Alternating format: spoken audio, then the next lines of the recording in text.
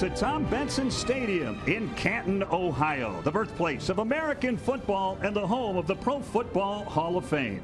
It's day 4 of the International Federation of American Football World Championships. Japan and the U.S. have each claimed 2 of the first 4 world titles, and they face off today in the gold medal game. Hi again, everybody. Tom Linder along with Joe Dunn. We've got a great matchup. It's the gold medal game. 5 American Football World Championship games have been contested. Japan won the first 2, starting in 1999 and 2003. And the United States has won the last 2, and they face off tonight. Joe, they got it right. They got the number 1 seed, the number 2 seed before the tournament. They are here playing for the gold medals. They got it right, and everybody that has been here for 10 days looking forward to this one tonight. The first meeting came between these 2 teams early, and it was a win by the Americans. Americans are averaging over 51 points a game. You can see why. Kevin Burke to Steelman, and then the interception early didn't phase the American offense. They kept coming at you. Great running backs. We're going to talk about Wimberly a little bit later, but they come at you in waves. Just not one player for America. They've got a well-run, well-oiled machine on offense. They can run, they can throw, add in the defense. This is a very tough team to beat tonight. Both of these teams can play offense. They can put up points, as you see, and they'll do it from every place on the field. They can run it, they can throw it, and it should be an outstanding contest. No surprise that the offensive players are going to be the players to watch tonight, and there's a couple of outstanding players on both teams. There was Shohei Kato, one of the top quarterbacks we have seen all week long. There's been a lot of good quarterbacks. This kid you're looking at right there is one of the best. He can run, he can throw, tremendous leader. He knows the challenge tonight. He'll be ready. And there is Aaron Wimberly out of Iowa State. This kid is running the ball very strong, over 240 yards in over 30 carries thus far. He's just one of a trio of American running backs. They're going to make it very difficult for Japan tonight. Watch, however, Aaron Wimberly. And we are set to kick it off live from Canton, Ohio. And this one is going to go out the back of the end zone, caught right before it goes out and down. Japan won the toss. They wanted the football as we take a look at the 2 coaches matching up in this gold medal championship. First of all, for Japan, head coach Kiyoyuki Mori. He has had his team in the championship as a program. They have 2 golds, a silver, and a bronze in the first 4. And taking a look at head coach Dan Hawkins, formerly of Boise State and Colorado. He's got this USA team playing at their best. Look at those coaches, brought to you by Marriott, official hotel partner of USA Football. Well, they've been playing football in Japan, believe it or not, since 1936. Coach Mori hasn't been there that long, but he's a good one. They'll put a man in motion. Kato at quarterback. He was replaced on Wednesday by Tetsuo Takada, but back at the controls, quick out. One of the reasons that you're going to see Shohei Kato is those numbers you saw as we take a look at the offense of Japan. There's Kato. He is a guy that has really impressed everybody this week. As we said, a number of good quarterbacks. Kato is one of the best. Strength of this unit, I think, is in their wide receivers. Kinoshita, Kurihara, Hasashi. They are a good group. They can catch the football. They've got to be at their best tonight. Quick out, nets 3. It's 2nd and 7. First possession for Japan. Looking right. Pass is complete. Out into the flats and a big hit. Wow. Making the reception, Yuta Hayashi, and he paid for it. Stepping up to make the hit, Mike Edwards, a local product out of Northeast Ohio. He went from Beechwood, Ohio, all the way to Hawaii to play his college football. He comes up, bang, from the big state. Hello. If you want to make a statement early in a football game, that is a statement defensively. There you take a look at him, about 35 miles south of where he made his home in Beechwood. Outstanding player, and that is a big hit to start this football game. 5'9", 190. And the receiver on that end, Hayashi, had to think he weighed about 250 pounds. What a collision on that pass play, and the big hit negates the opportunity for any extra yardage. It's going to bring up a 3rd down and 2. Biggest crowd of the tournament, and they love that one. 3 receiver set, throwback, slant, and a beauty complete On the receiving end, Takashi Kirihara. He's one of the main targets for the quarterback, Shohei Kato, as we take a look at the United States defense. I like the defensive backs as the strength of that USA defense. Edwards, Slater, Virgil, Stokes. They can all cover. They can all hit. That's their strength. Cato's going to have his hands full tonight, but they came right back. Cato looked off and made the first down pass. That's why he's special. Where they had everybody lined up to the right. He looked that way, then came back left with the perfect pinpoint precision, and they've got a first down on their first drive. Running through the heart of the USA defense, Ryo Takagi. And Ryo Takagi with the first down. Good yardage up the middle. Remember, these two teams met early on in this tournament back on the 12th of July. Here's a good handoff inside. Yeah, good hole over that right side of the line. And again, it's that defensive secondary. They had to come up and make the hit. That was Slater out of West Texas A&M that's going to come up and make the initial hit. Quick trap and over pursuit by the linebackers turns into a first down for Japan. They've got back-to-back first downs. They're on the move here in their first possession, first quarter. Pump fake, back over the middle. Pass is complete. On the reception, Naoki Maeda for Japan, and it's another first down. And right now, Shohei Kato is carving up this USA defense. This is what makes Kato an outstanding quarterback. Look at him. He looks off the first receiver, comes back into the middle. Defensive backs looking at the eyes right now. They got to stay with the receivers. Timing route, he split the free safety and the strong safety perfectly. Mayata with the catch, and it's another Japanese first down. At the control, Shohei Kato. Kato barks out the signal. Handoff inside. Nothing there. Good penetration along the defensive line. Jack Sherlock, the 6'4", 250-pounder out of South Dakota State, and Chicago, Illinois with the stop. You got Sherlock at 250, Brian Wick at 280, and Alec May at 245 across the front. Not real big, but awful quick, and that's why you see why those quick down linemen can get off their blocks in a hurry and make plays just like that. Little inside stunt. He beat Yataro Kobayashi. And because of that, it's a loss of 1 on the play. Make it 2nd and 12. Wanting to go down the field. Oh, and it's picked off. Intercepted. It's picked off. Headed the other direction. Still on his feet. It's David Guthrie. Guthrie could go all the way, and he does. USA with an interception and a touchdown. A promising drive ends in a pick 6 for the U.S. Kato underthrew it, and David Guthrie out of New Mexico picked it off. That is worth one more look. Kato stares down the receiver, just throws it short.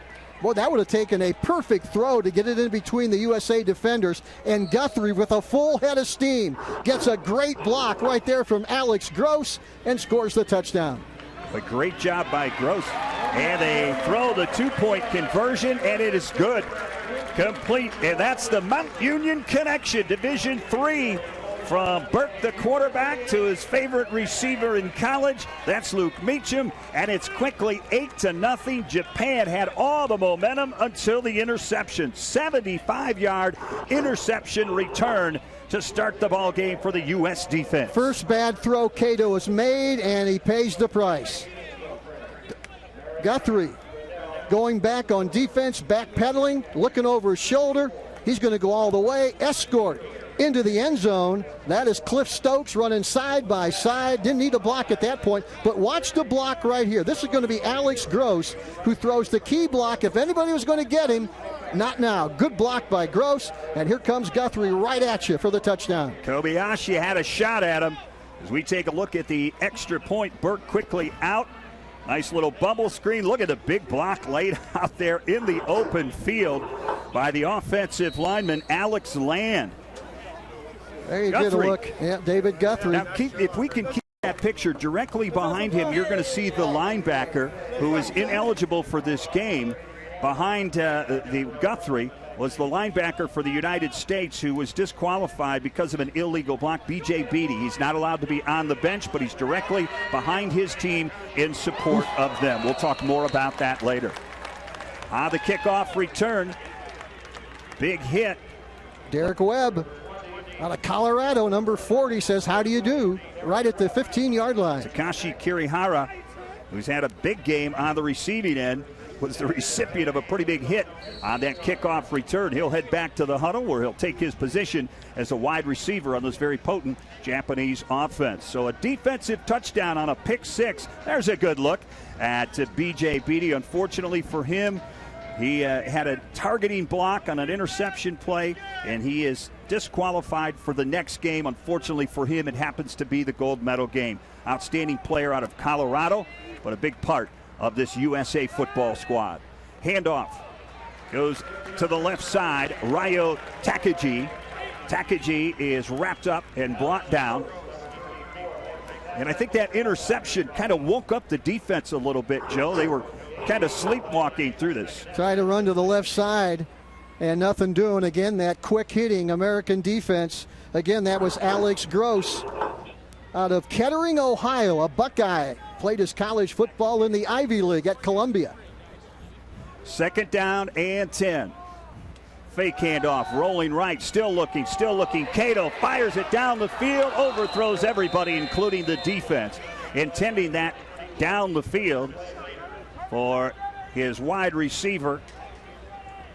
In coverage defensively for the U.S., it was Curtis Slater. There you see Slater again. You can't say enough about these USA defensive backs. Stokes at 185, Robert Virgil at 205, Edwards only 5'9", but 185. Slater, 5'8", 185. Not real big, but boy, they have come up with at least two huge hits here in the first 5 or 6 minutes of the game. That pass was intended for Noriaki Kinoshita. Goes incomplete, and it's now third down and 10 for Cato. Shotgun, three-step drop out into the flats. He's got his man racing for the first down, and a tackle in hot pursuit, and a nice tackle. Could have stopped the first down by Alex Gross out of Columbia, and another Ohio native from Kettering, Ohio, and that tackle saves the first down. Good pursuit, because it looked as though the speedy wide receiver, I should say the back out of the backfield, Takuya Fioratani, might have had first down yardage. Yeah, Gross never gave up on the play. Trailing it, made up a lot of ground and got him right at the shoe stops to bring him down. Stops the first down, leaves Japan short, 4th and 1. United States thinking perhaps a fake. It brought some extra people up on the line of scrimmage. They'll snap it back. And the kick is away for the U.S. Brian Douglas takes it, finds a seam, sidesteps a tackler, straight arms another. He's got running room to the 40, to the 30. The foot races on. He stumbles and falls down. Not sure that they could have gotten him if he doesn't stumble, but a great return nonetheless for Brian Douglas out of Boise State and Los Angeles, California. Watch this. Looks like he's going to take it all the way, and all of a sudden, the Turf Devil arrives. That's what we call him. Where's he at? Where's he at? There he is. He just jumps up and makes the tackle. That had touchdown written all over it until he slipped. Already special teams and defense a big factor in the early going of this one. Not quite halfway through. 43-yard return on the punt. Here's the handoff. First carry of the night for Foster, and he's got good yardage. And boy, what a great push from that offensive line. That offensive line is huge. The big guys up front. 375. That is a Toei. Mike Christie at 316. Charlie Tuttle 300, and the big guy at right tackle. He is huge, 6'5", 275. That is Harris. Foster gets it again. He's got running room. He takes it to the outside. He's inside the 10. It's a first down for the United States, and they're threatening again inside the 5. There's the defense. They've got their hands full, especially those linebackers. They've got to be able to read in a hurry. Tascada, Suzuki, Amaye, they are the keys to defense. They got to be backpedaling. They got to be aware of the run and the pass. Tough assignments tonight. From the 5-yard line, first and goal. Foster hurdles one, tries to straight arm through another, and just does get back to the line of scrimmage. So Daniel Foster out of Texas Tech had a huge game against Japan in game 1. 12-84, 2 touchdowns as we take a look at the quarterback, Kevin Burke. I'll tell you, he has been special. Out of Division III Mount Union, don't let that fool you, though. 38 of 45, 365 yards, 5 touchdowns, been picked 3 times here in the tournament. Second down at 5. Handoff.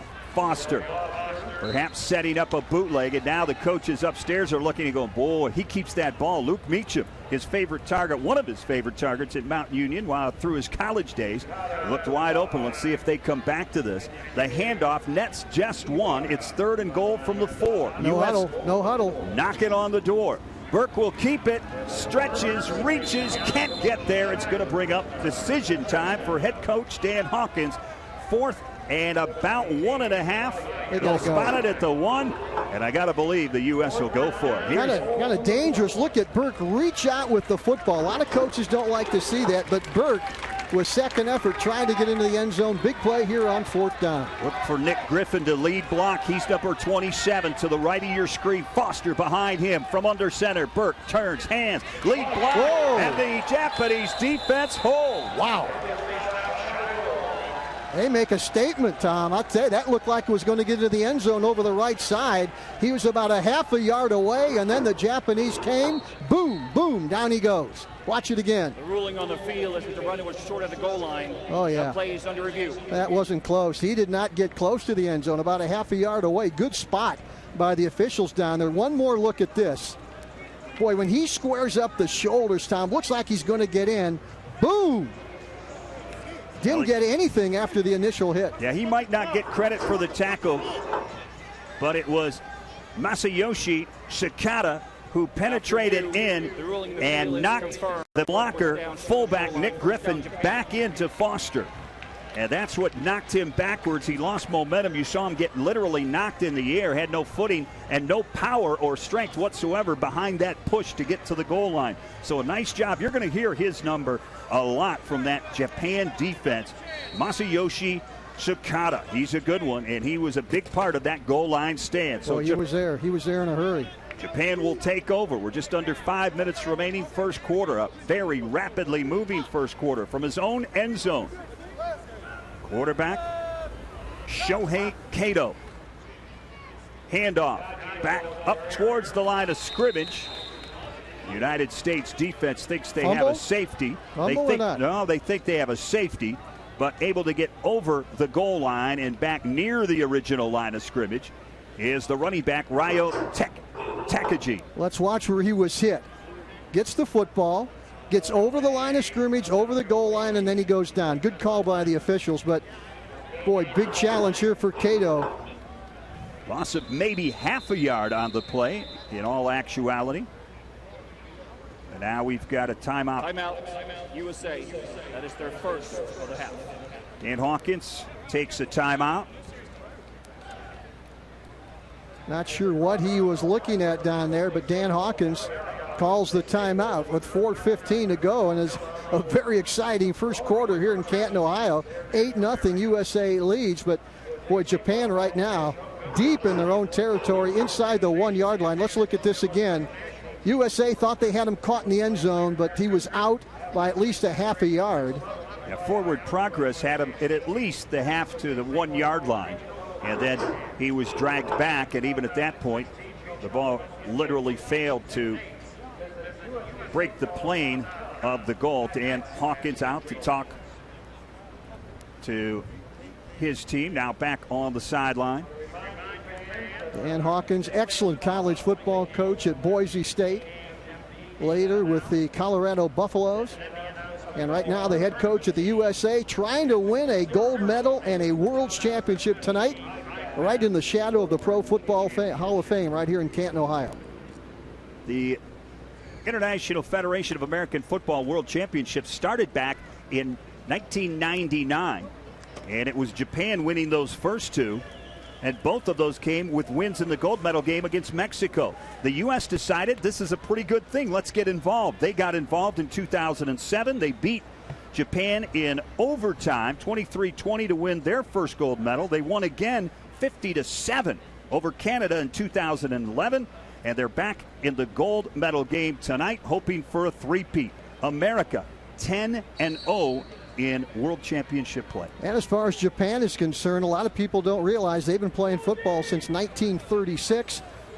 the sport brought to Japan by an American missionary, and now they play football in 74 colleges in Japan. 4-receiver set from his own end zone on 2nd down and 10. Pass is caught at about the 3, pushed back near the goal line. They'll spot forward progress, call it the 4, and it's going to bring up a 3rd down and a long 7.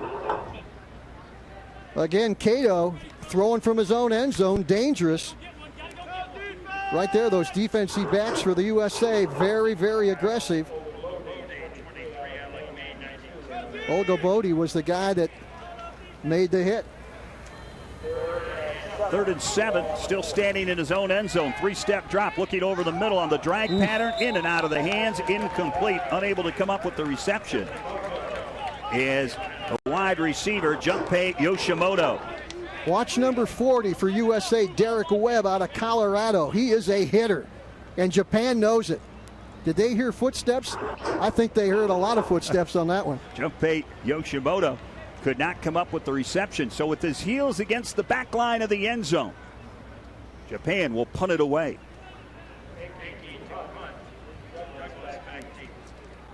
Shintaro Seiki with a good catch. Hopefully Brian Douglas and Team USA can come up with outstanding field position, and he hit a beauty. Wow. Oh my, Douglas refusing the fair catch, makes the catch, and is swarmed under. They'll spot him at the 45-yard line. So the USA offense will start with half a field. Just under 3.5 remaining first quarter. They lead it 8-0 thanks to a 75-yard interception return by Guthrie. David Guthrie out of New Mexico, and the 2-point conversion, a 50-yard punt off of the foot of Shintaro Seiki. Boy, we have been impressed with all the kickers, all the punters. They've got some big legs here this week in Canton. Kevin Burke will put the man in motion. That's Wimberly. He'll keep it straight ahead. Burke with good blocking. Gets it across midfield, and he's into Japan territory on a 6-yard carry on 1st down. It'll bring up 2nd and 4. That was a design play by Kevin Burke. Looked to his left, came back to his right, and got 6 good yards. A couple of nice pancake blocks by the offensive line for Team USA. Trying to win their 3rd gold medal in as many attempts. 2nd and 4. Snap, turn. This is Wimberly. First carry of the contest. Spinning, leaning, fighting his way toward 1st down yardage. He's going to be just shy. Had to get to the 45. They'll spot him at the 47. Going to bring up a 3rd down and 2. I'm not sure any of the Americans speak Japanese, and I'm not sure how many Japanese speak American, but they're doing a little talking out there right now. This is intense. Wimberly has yardage. Designed play to go inside, but he saw a seam outside, and he exploited it for big yardage as he burst into the secondary for a United States 1st down. Another big play by the offense. Let's watch it again over that left side. Again, they stumble a little bit. What could have been a big play comes up a little short. Steelman has the reception. Boy, Steelman has been a go-to guy last time, or I should say in this contest the first time against Japan. Had 7 catches for 81 yards, and he's at it again. His first reception. You know, I talked to some of the USA coaches, asked them how they selected this team. They said, we're going out to find 45 captains, 45 leaders. Steelman out of Army. He's a leader. Military Academy, yeah. It has leader. He has leader written all over him. And look at him shedding tacklers, running through arm tackles, and picking up a 1st down as Aaron Wimberly. Wimberly out of Iowa State, stands 5'9", 180. He had 14 carries for 68 yards and a touchdown in the first meeting with Japan. You better get guys that are smart. You better get guys that are leaders, because you don't have that much time to get ready. You got to have disciplined football players. Wow, look at this formation. 3 backs in the backfield with the quarterback. Handoff. First carry of the night for Talir Satterfield Rowe out of West Virginia State in Camden, New Jersey. He's got good yardage off right tackle. Again, watch it. This time over the right side. They have not been predictable on offense. They've run left, they've run right, and now they're coming up with a formation we have not seen thus far in the tournament. That's right. From the shotgun formation, 3 backs in the backfield. Burke turns, hands off. Satterfield row is going to be wrapped up quickly. Nice job along that defensive line. First contact is made by the down defensive tackle, Takuya Saiki. Watch this, little pushing and shoving after the play, as you would expect. Every good defensive unit that I know plays with a little bit of a chip on their shoulder, a little bit aggressive. They'll do some talking, and that's Japan's defense right now. Correction, it's CK. Takuya CK on the stop. Pitch over the middle. This is Meacham. Meacham is wrapped up, but he's inside the 5. It's another USA first down. And the Americans looking at 1st and goal. It's the Mount Union connection. Burke to Meacham. No huddle again. Straight ahead, Burke reaching into the end zone, and he's got it. Touchdown, Kevin Burke and Team USA. No doubt about this one. The hurry-up offense had the Japanese defense on its heels this entire drive, and Kevin Burke caps it off with the plunge into the end zone, and the USA is up 14-0 with 32 seconds remaining. And we've got a timeout on the snap for the extra point attempt. Well, USA not giving Japan's defense time to set up. They ran quick play, got it into the end zone with Kevin Burke. They come out again very quick to try and surprise the Japanese. Look at this formation. They are spread out all over the field.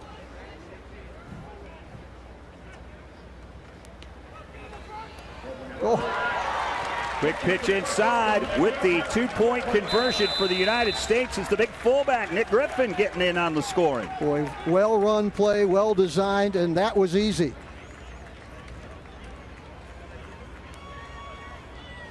Let's watch the play that set up this touchdown. It's going to be Burke to Meacham, and watch Meacham's hands here. Getting open is one thing. You got to catch the football. And Meacham goes up with the good hands, makes the catch, and takes another couple red shirts with him all the way down to about the 3. You could see where he was lined up as well, and this is just straight ahead. Great push by the offensive line. Yeah, running behind the center, Mike Christie at 6'5", 316 out of the University of Washington. And then the 2-point conversion. Burke again runs option right, pitches it out late to Griffin. 2 more points for USA. Little shovel pass, and Griffin gets in on the scoring. 9-play drive, 57 yards.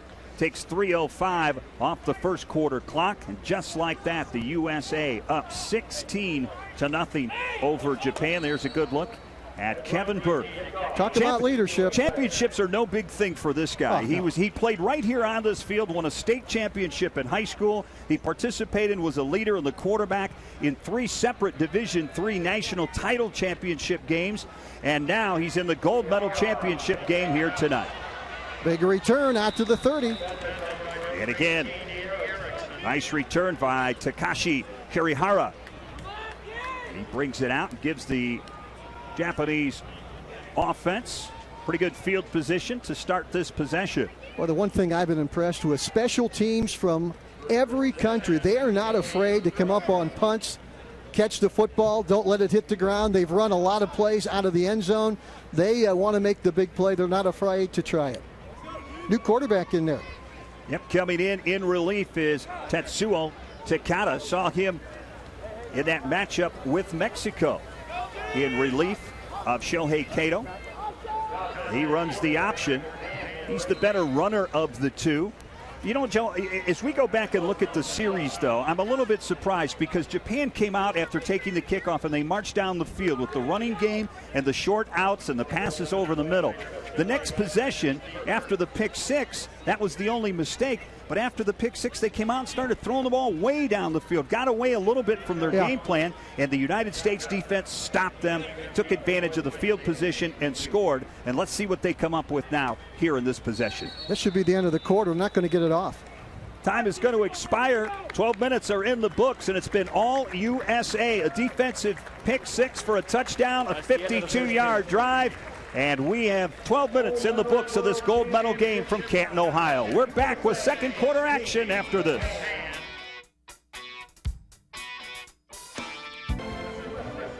Turned out to be a beautiful night for football. It's a little warm, and even Uncle Sam had to take his hat and his beard off for a little bit to cool down during the intermission between. There he goes. He's got it back on now. As hot as it is right now, when we started today at noon, it was about 90 degrees. I'm not sure what it is right now, but the players out here right now can thank themselves for not having to play that noon game. That was brutal. Yeah, and for our viewers, this is the third game of the day. We had a 5th and 6th place matchup earlier today, and then the bronze medal game at 3:30. And this game kicked off at 7 o'clock. We're ready for quarter number 2. Japan with the football. 3-step drop from the quarterback in relief. And this is thrown out of bounds, incomplete, overthrown. Tetsuo Takada. No flag is thrown. Contact is 2 defenders and the wide receiver intended for that pass on the far sideline make contact. No harm, no foul. It'll bring up a 3rd and 7 for Japan. Takada against France had an outstanding game. 223 yards passing. Kato went down, and then Takada in relief came in and played a pretty good game.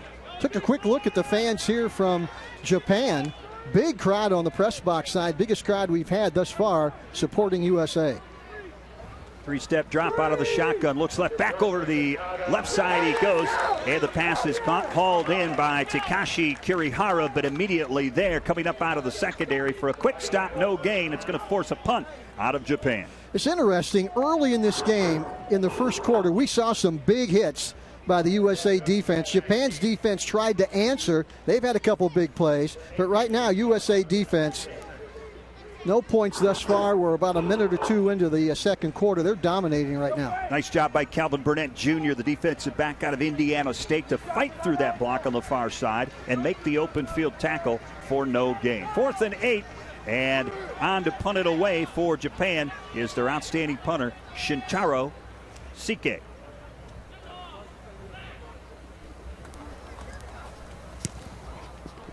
Low line drive kick, but it's got the nose up, and that means it's going to take a nice bounce, and it rolls down inside the 20. It'll roll out of bounds at about the 19-yard line, and that's where the United States offense will take over. Now, we've seen both quarterbacks in use throughout this contest for Team USA, and at this point it looks like we are going to see the other quarterback. It's not even fair, Joe, to call him a backup. Dylan Favre has had an outstanding tournament as well. And against Japan, he was 15 of 19 for 193 yards. And he will get his first opportunity here in the gold medal game. Of course, the nephew of Brett Favre played his football at the University of Tennessee, Martin. Pressure from behind. Hits it on the fly to Meacham. Meacham pulls it in for a short gain. Unsuspecting, they had a backside blitz, and coming hard defensively was Teru Hirasawa. You better have some depth. You better have more than one quarterback. You are playing a football game really every 3 or 4 days. You better have quality depth. You got to have more than one quality quarterback. France lost their starting quarterback. We're down to their second-team quarterback. This is Favre, got an open man. Meacham again for a first down across the 30, near the 35.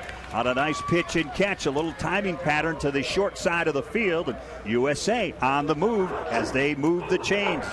Boy, Favre does a good job of looking off the primary receiver. Finds Luke Meacham out of Toledo, Ohio, and Mount Union for another big game. Quickly over the football, Team USA. Quick pitch on the jet sweep coming near side is Trent Steelman. Steelman showing you his versatility. He can catch it, but he's also a speedster. You want to get him as many touches as you can. And he's got good yardage on first down as he's across the 40 to the 42-yard line. It's a gain of, well, let's call it 7. Well, we'll call it 8. It'll be second down and 2. Turn.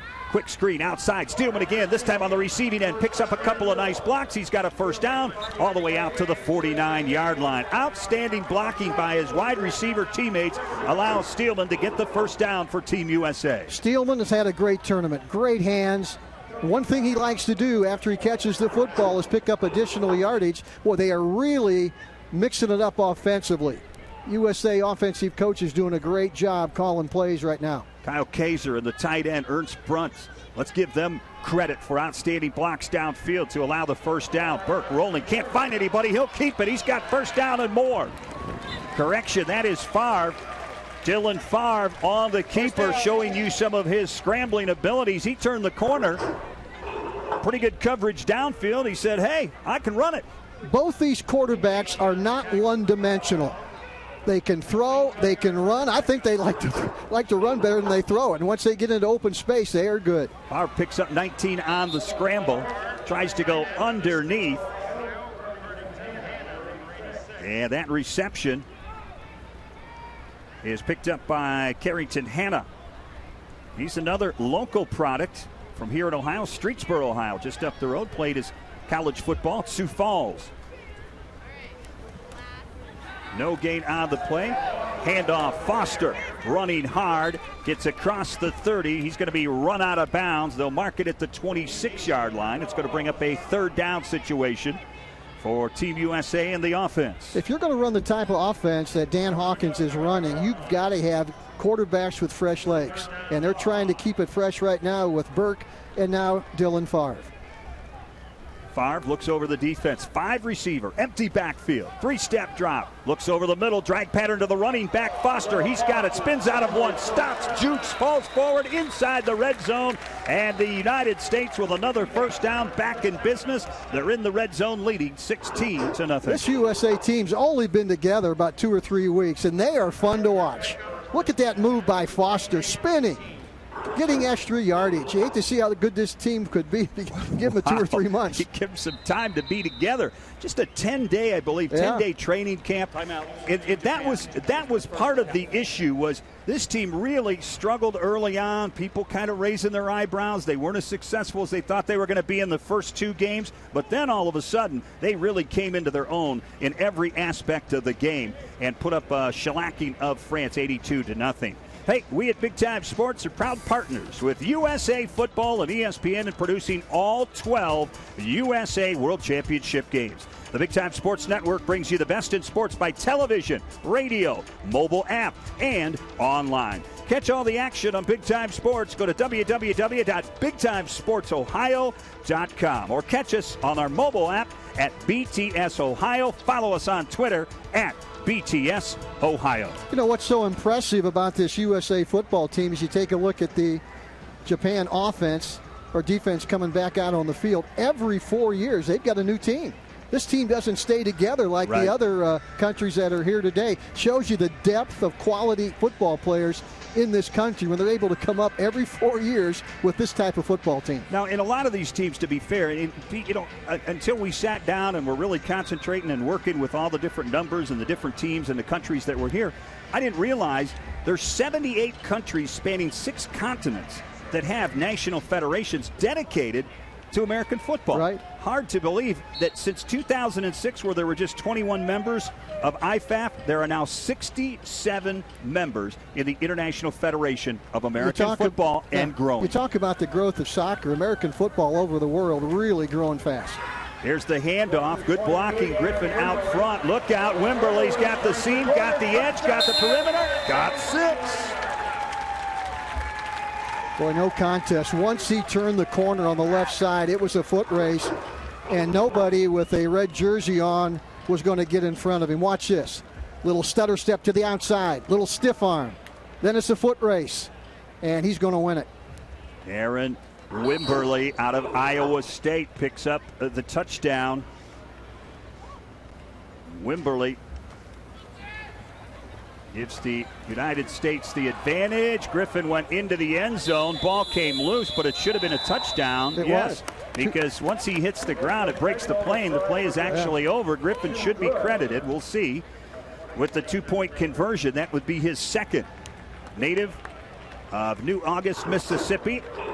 And out of Mississippi State. This is going to go under review, but take a look. Same play that we saw him score on earlier. You get a little lightning on one play, now a little thunder right there, and he was over.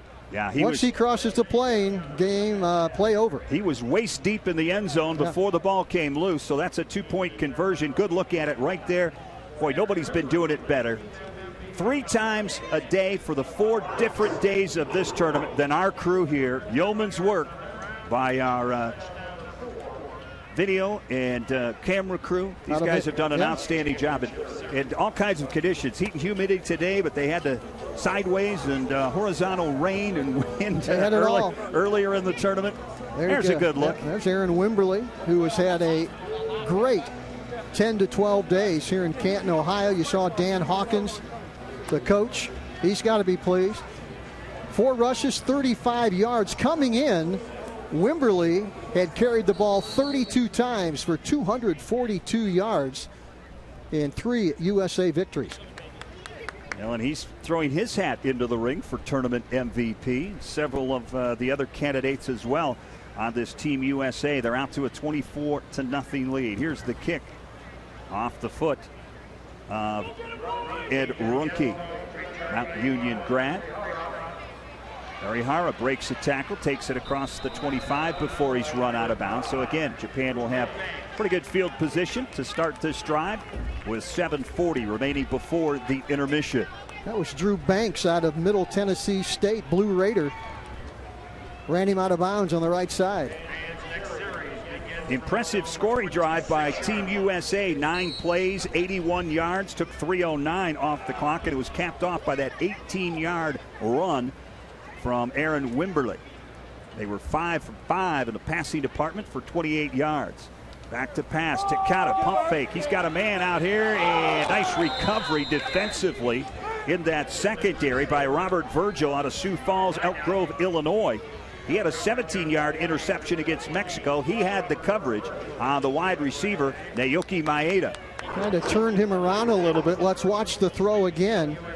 Takata going to put a lot of air under this, and that gives Virgil a chance maybe to recover after maybe he was beat a little bit by a couple yards. Looked like he tipped it. Yep, just did get a hand on it to knock it down. Incomplete pass, stops the clock. 2nd and 10 for the offense of the Japanese. This pass out into the flats is caught. Naoki Maeda. He had 5 catches for 61 yards against Team USA in the earlier loss in the second round action where Team USA won 43-18. Well, the USA put 82 points on the board in their last game, 82-0 over France. And they've got 24 points already with 7:15 to go in the half. There you go. They've outscored their opponents 106-0 last 6 quarters. Ouch. Pass out into the flats is complete to Ryo Takagi. Takagi has good yardage. He's going to be close to. It's going to depend on the spot. He may have picked up the first down. He did a nice job, Joe, because this pass was thrown behind him. He had to do a 360 just to get his engine running. And then he makes one of the defenders miss. Ryan Douglas. He missed and then had to have some help to finally bring him down. But you're right, Tom. It is a first down. So he gets just enough for the first down. Ball spotted at the 37-yard line. Shotgun formation. Tetsuo Takata has his man. It's caught. This is Naoki Maeda. Maeda very close to a first down. Give him 9. It'll bring up 2nd and short for the Japanese offense. So this is what we saw in their first possession. Very disciplined offense, taking the short gain. They're down 24-0, but we were told this is a very disciplined football team. As you watch it again, pass is complete, and it's Robert Virgil again. Number 20 defensively there for USA. Nice job by Naoki Maeda to find that little hole in the zone and then sit down and wait for his quarterback to find him. And Takata did not disappoint. 3-step drop off the back of his heels, throws it, and it's incomplete. Actually may have bounced off the back of the helmet of the intended receiver. And down the field, the intended pass for Katsuya Nagakawa.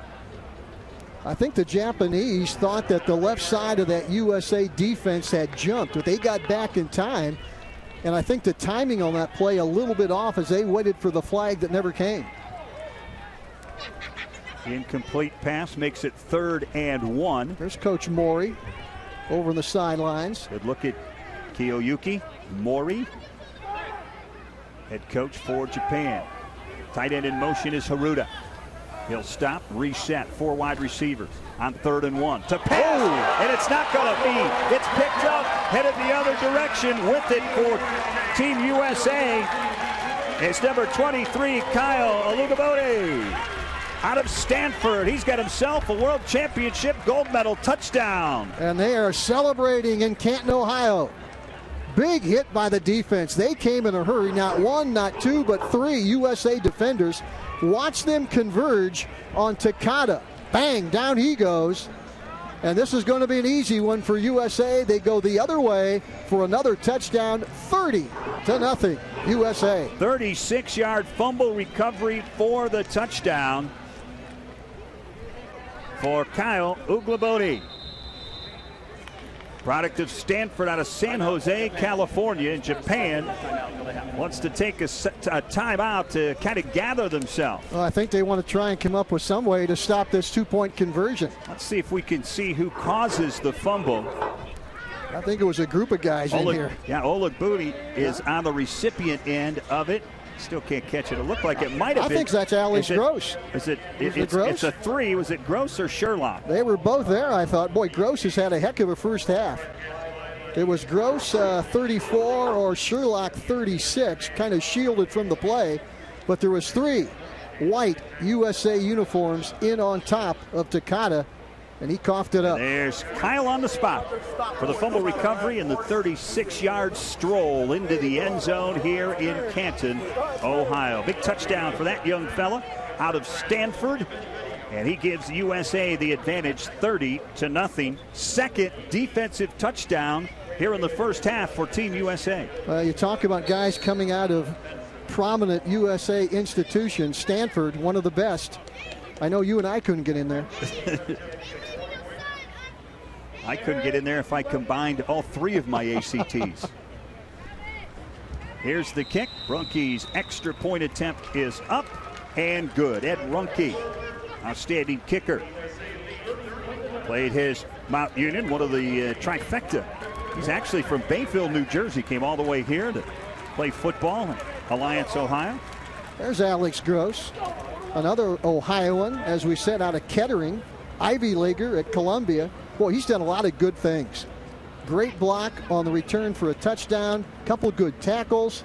He has been in on a lot of plays defensively, as that entire linebacking group. Guthrie, number 7, has been active. This whole defense, we talked about the secondary with Stokes, Virgil, Slater, and Edwards.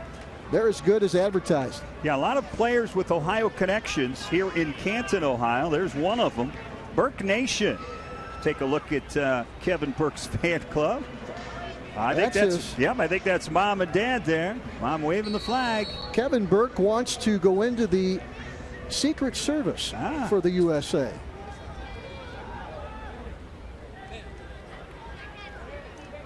Yeah, he did an internship with the Secret Service between his junior and senior years at Mount Union, and that's the direction he wants to go.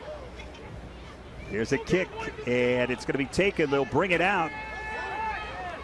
Far side with it is the running back, Ryo Takagi. I think Robert Virgil was there for another tackle, number 20. That's at least 3 or 4 that number 20's been in on here in the first half. The United States have kicked off so often that they wanted to give wide receiver Takashi Kurihara a break. So Ryo Takagi has the return. And Japan will try to get some kind of momentum heading into the halftime locker room. Well, the thing is, this USA team keeps getting better every game. Right. Every game they get a little bit better, and that is bad news for Japan. Back in at the quarterback position, Shohei Kato. Remember, on that sack, Takata took a pretty good hit. So let's see if Kato will remain. This short pass is complete. And again, Kato probably the better passer of the two. Takata the better runner. And in this situation, down 31-0, time running out first half, they'll go to the passer, and that's Kato. Here comes Mike Edwards. I think number 2 is the first guy to get him. Gets help from David Guthrie and others. Kinoshita with the reception. And Kato will look over the defense. 4 receiver set. Back in the backfield. He hands off. Not much running room. Good penetration along the offensive line by that down defensive front for Team USA. And Ryo Takagi has nowhere to go. Steve Kerfus out of Texas, San Antonio. He's the biggest of the USA linebackers, 6'3", 233. And he was in on that one. Watch it right here. He's going to hit him and bring him down all by himself. Nice job by the linebacker who stayed at home at the University of Texas, San Antonio. Calls San Antonio, Texas, his home. He's got the stop, and it's 3rd and 1. 3 receivers to the wide side, but he looks short side. He's got one-on-one coverage, and oh, what a reception and a beauty by Kirihara. Pretty good defense by Edwards, step for step, but a perfectly thrown pass and a diving catch by Takashi Kirihara, showing you his skills and hands. Edwards cannot play better defense. This takes a perfect throw and a better catch to come up with a completion, but Edwards did everything right. It was just a great execution by Japan. 27 yards on the reception for Kirihara, and Japan putting together a very nice drive. It was about here, but heading the other direction, where Kato threw the interception that resulted in a 75-yard pick six. Here's a pass out into the flats, caught by Kinoshita. He's going to be run out of bounds. And Joe, this is the short game that Japan marched down the field with on their first possession, and then the next couple of possessions they got away from it and started airing it out because they were down 8-0. This is their game, and they're back to their game plan, and they're moving the football. I think panic is too strong a word, but I think they did some things they didn't want to do early after they fell behind. Now they're saying, hey, let's do what we wanted to do to start the game. We're down 31-0. Let's go back to the basics. Got out of character. Now they face a 2nd down and 3. Ball's on the 29. Handoff inside. Good running room and a first down. Straight ahead goes Ryo Takuji. And he's got first down yardage. They'll spot him at the 25-yard line. And they'll move the chains. Well, again, we talked about Japan wanting to get any kind of momentum whatsoever heading into the halftime locker room. Boy, good hit there. It looked like that was Derek Webb, number 40. There he is, out of Colorado. Nice hit. Colorado, one of the stops of head coach Dan Hawkins, also Brian Douglas. Here's the pass all alone, getting between the zone, catch, a reception, and a touchdown. Junpei Yashimoto for Japan. Oh, he got between the quarterback and the free safety, then made a nifty little move at the 2 to take it into the end zone, and Japan is on the board to the delight of the faithful here from Japan. First time they've had an opportunity to cheer. Watch the catch, then watch the move. Brian Douglas, number 1, is going to come up, try and make the tackle, and that doesn't work. Watch the move right here. Good catch, and then see you later. The safety coming over, Brian Douglas, had a long way to go. Breakdown in coverage as the cornerback thought he had help behind him, but it was late arriving, and it's a touchdown for Japan. They'll go for 2. 2-step drop. Fade pattern into the end zone, batted away. Nice job defensively there to smack it away was Curtis Slater, defensive back for Team USA out of West Texas A&M. Little screen there a little bit, and the receiver on the deep side is going to come around. Watch this. Pretty good throw. And better defense. Boy, Slater just did a great job of watching Reached the receiver, watched his eyes, and when his eyes went up to the ball, his hands went up. Slater, with his back to the play, followed him in suit and swatted a ball away that he never saw. 31-6, but at least Japan gets into the end zone. Yashimoto on a 25-yard TD catch, number 1, but a great move after he caught it. Yes, it was. Junpei Yashimoto has the touchdown. Well, it's got to be exciting. Not very big. Yashimoto just 5'5", 154 pounds, and he takes the 25-yard pass reception. Outstanding drive by Japan. 6 plays, 71 yards, took 2:46 off the game clock. And again, they've got to feel a little bit better about what they were able to accomplish. 3 for 3 in that drive was Shohei Kato for a total of 42 yards. The only problem is they've got to do something no other team here has been able to do. That is slow down the USA offense. Terrell kicks it. This is Douglas from inside his own end zone. And he'll take it out across the 15 to about the 17, where they'll spot his forward progress. Douglas out of Boise State, played his high school football in L.A. Not real big, 5'9", 175. Been returning kicks for the last 10 days for USA. Dylan Favre will return to the quarterback position, 249. Let's see if Team USA, and it's almost a misnomer to say they're going to go into their hurry-up offense. They've been in no-huddle hurry-up offense from the start of the ball game. Shows you what great condition they're in, too.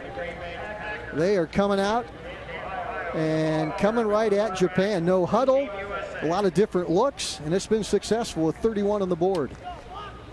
Looks like an offset eye out of the shotgun with the quarterback to lead back. And they throw it back out. It's going to be holding. And this is Favre. He's got Steelman down the field, but this is going to all come back. Well, Steelman ran over one of the Japanese defenders. He's saying, hey. Number 84, offense. Half the distance to the goal line. Still first down. Einar Bolstad of Norway tells you that this pass play and completion to Steelman is coming back. Holding USA. You might be able to see it from this angle. There it is. 84. Brunst has a hook right in the middle of your picture.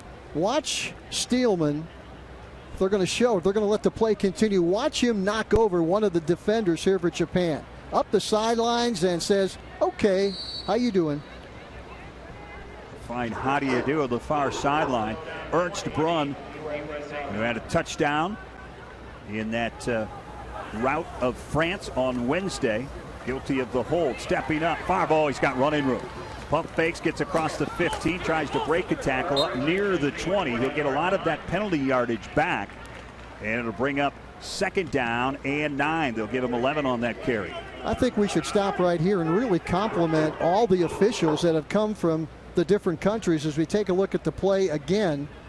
Bill Lamagna, who is sitting to my left, has done a great job training these guys, picking the best officials for this gold medal game, and they've been impressive all tournament long, all the officials. 7 different countries represented in the 8 different officials for this gold medal contest. When you figure the language barrier and having to go on the PA here at Tom Benson Stadium, make the announcement, it's been impressive. They've done a good job.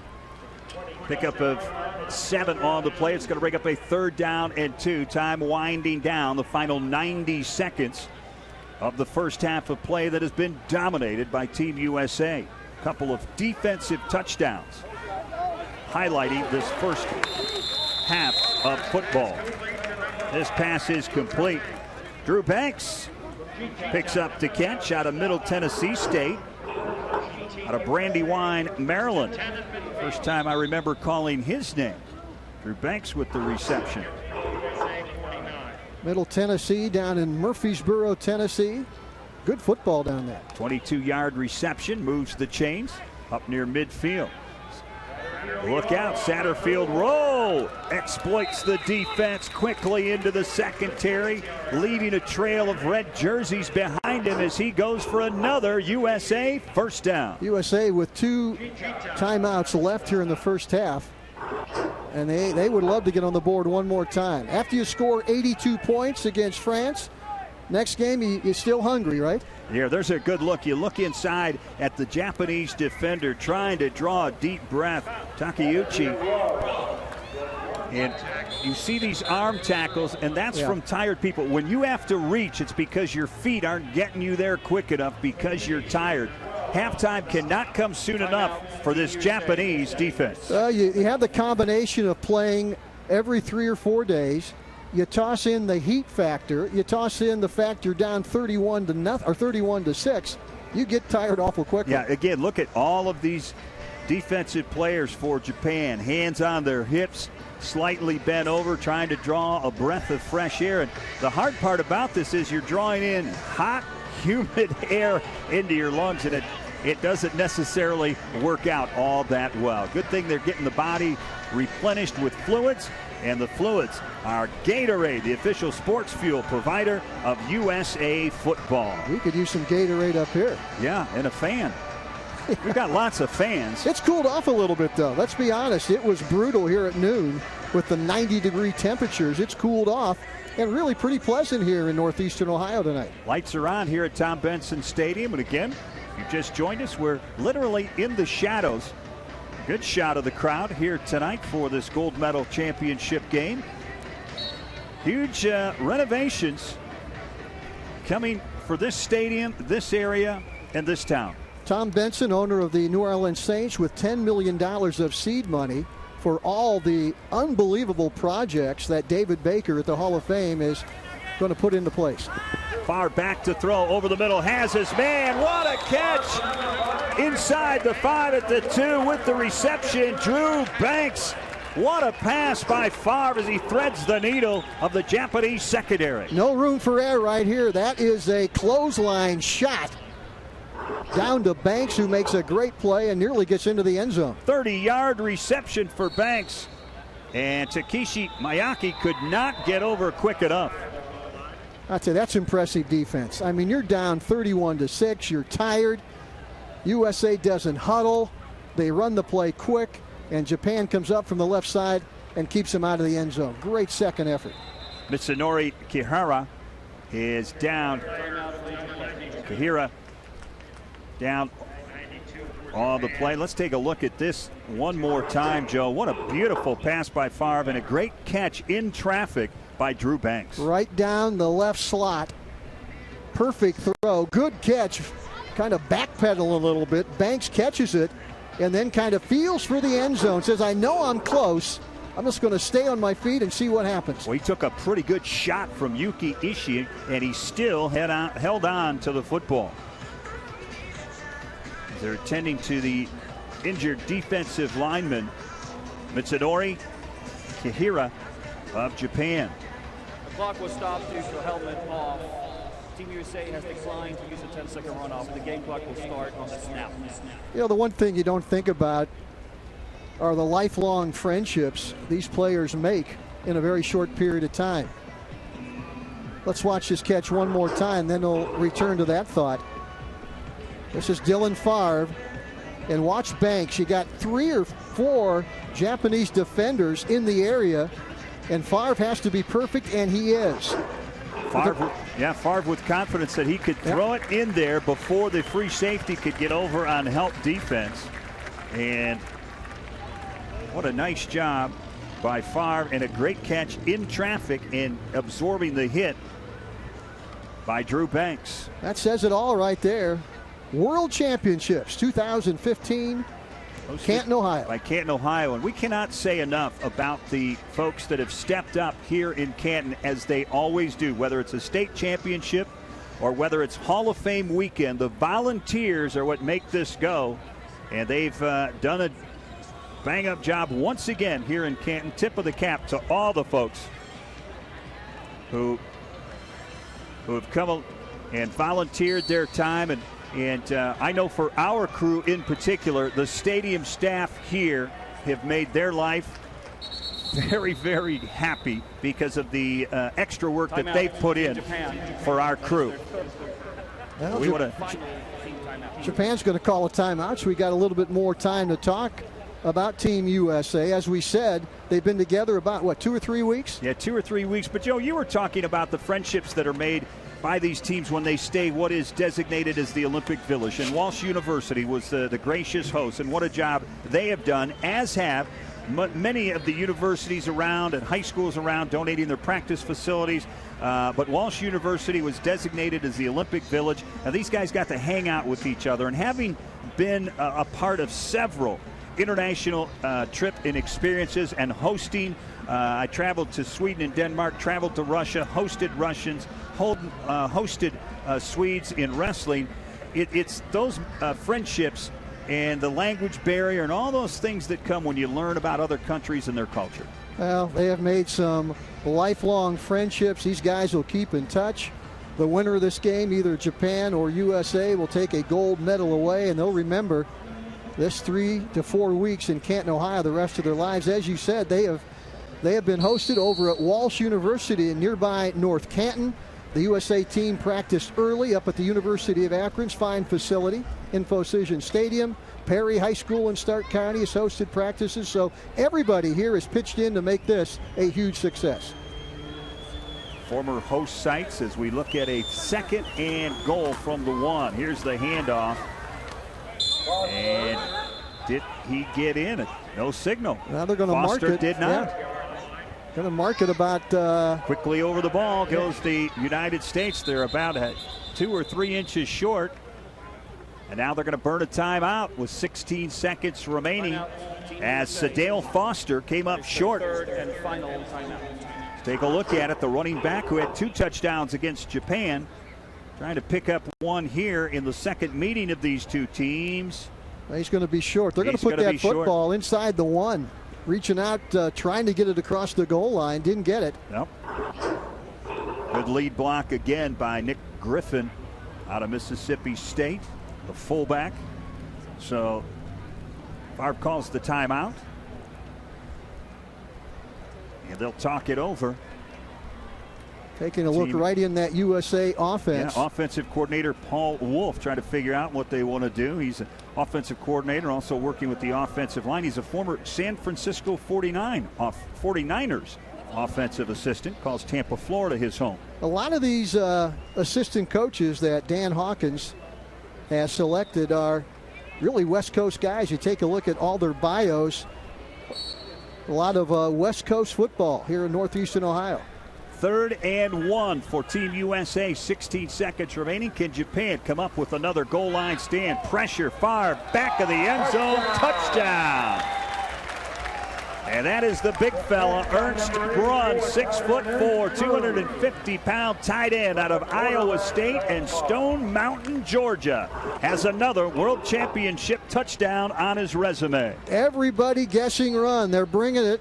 And right in the back of the end zone, Favre finds Ernst Brunn for a huge USA touchdown here at the end of the first half. Wide open, just concentrate, bring it in, and catch it. We saw this earlier. Brunn does a nice job selling the run by momentarily blocking, then finding the open area behind the defense as Ed Runke tacks on the extra point, and Team USA leads it 38-6 over Japan, with just 12 seconds remaining before the intermission. Been an impressive first half of play for Team USA. Joe, this team got off to a slow start in its first two games, but as you said, they put it all together against France. Obviously, the score indicates that. But this is a team that's, if they had 3 more games, they're going to be better 3 games from now, because they're really just now starting to gel as a unit. You're exactly right, especially on the offensive side. Now, defense, those guys will run to the football. You'll send 11 helmets to the football. Maybe a little bit easier for the defense in a situation like this to really get it going before the offense. But once the offense has started to click, gaining confidence, 2 outstanding quarterbacks, great runners, this offense getting better. Anytime you put 82 points on the board, I don't care where you're playing or who you're playing. You put 82 points on the board, that's impressive. It is very impressive, and as impressive was that drive.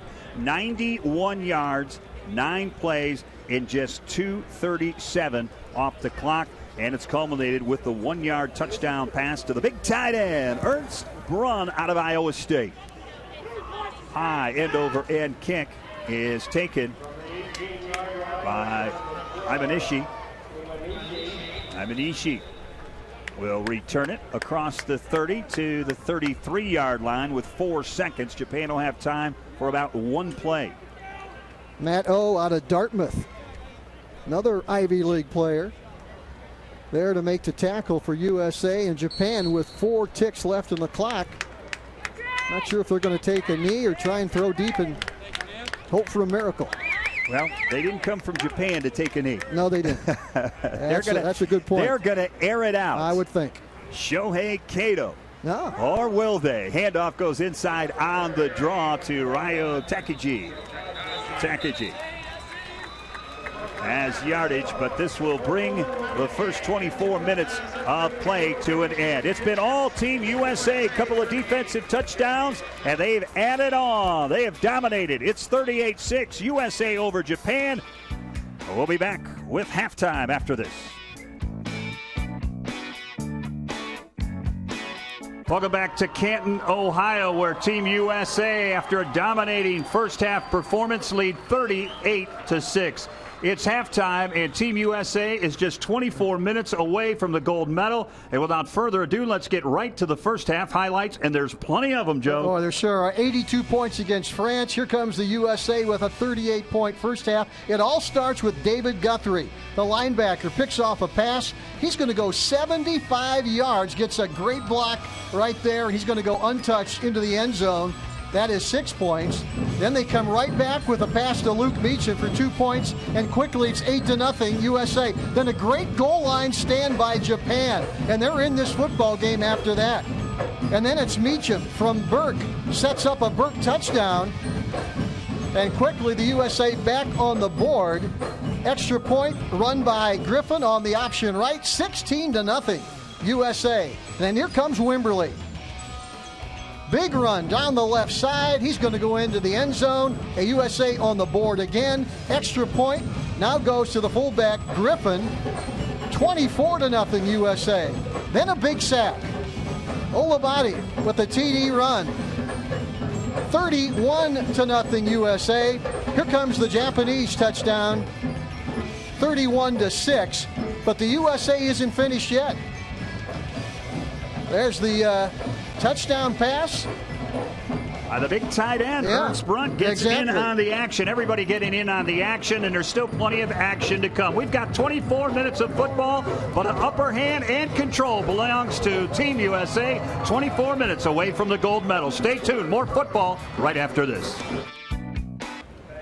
Welcome back to Canton, Ohio, in the shadows of the Pro Football Hall of Fame. Good crowd on hand enjoying this gold medal game in the International Federation of American Football World Championships 2015. And if you're a fan of Team USA, it's been an exceptionally outstanding first 24 minutes of football, as Team USA out on top 38-6.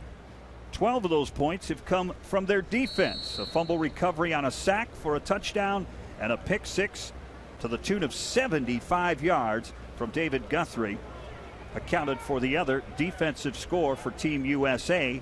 And not good news for Japan. Team USA will get the football to start the second half. USA going for their 4th straight win in this tournament and a gold medal. United States will receive at the 20-yard line. This is Griffin. Griffin brings it ahead, and he'll give the offensive Team USA pretty good field position to start the third quarter. Let's take a look at the first half stats right now, brought to you by Gatorade. Boy, there you can see it. Rushing yards 147 for USA. Japan just 39. Passing yards, Japan leads, but only by 5 yards. First downs 12-6. The big thing, Japan's turned it over twice. You can't do that against this type of football team from the USA. Team USA between Favre and Burke, 10 of 10 without an incompletion for those 100 yards. Balanced offense, both passing and running for Team USA, and they'll throw it here on 1st and 10 to open the third quarter. Pass is complete to Kyle Kaiser.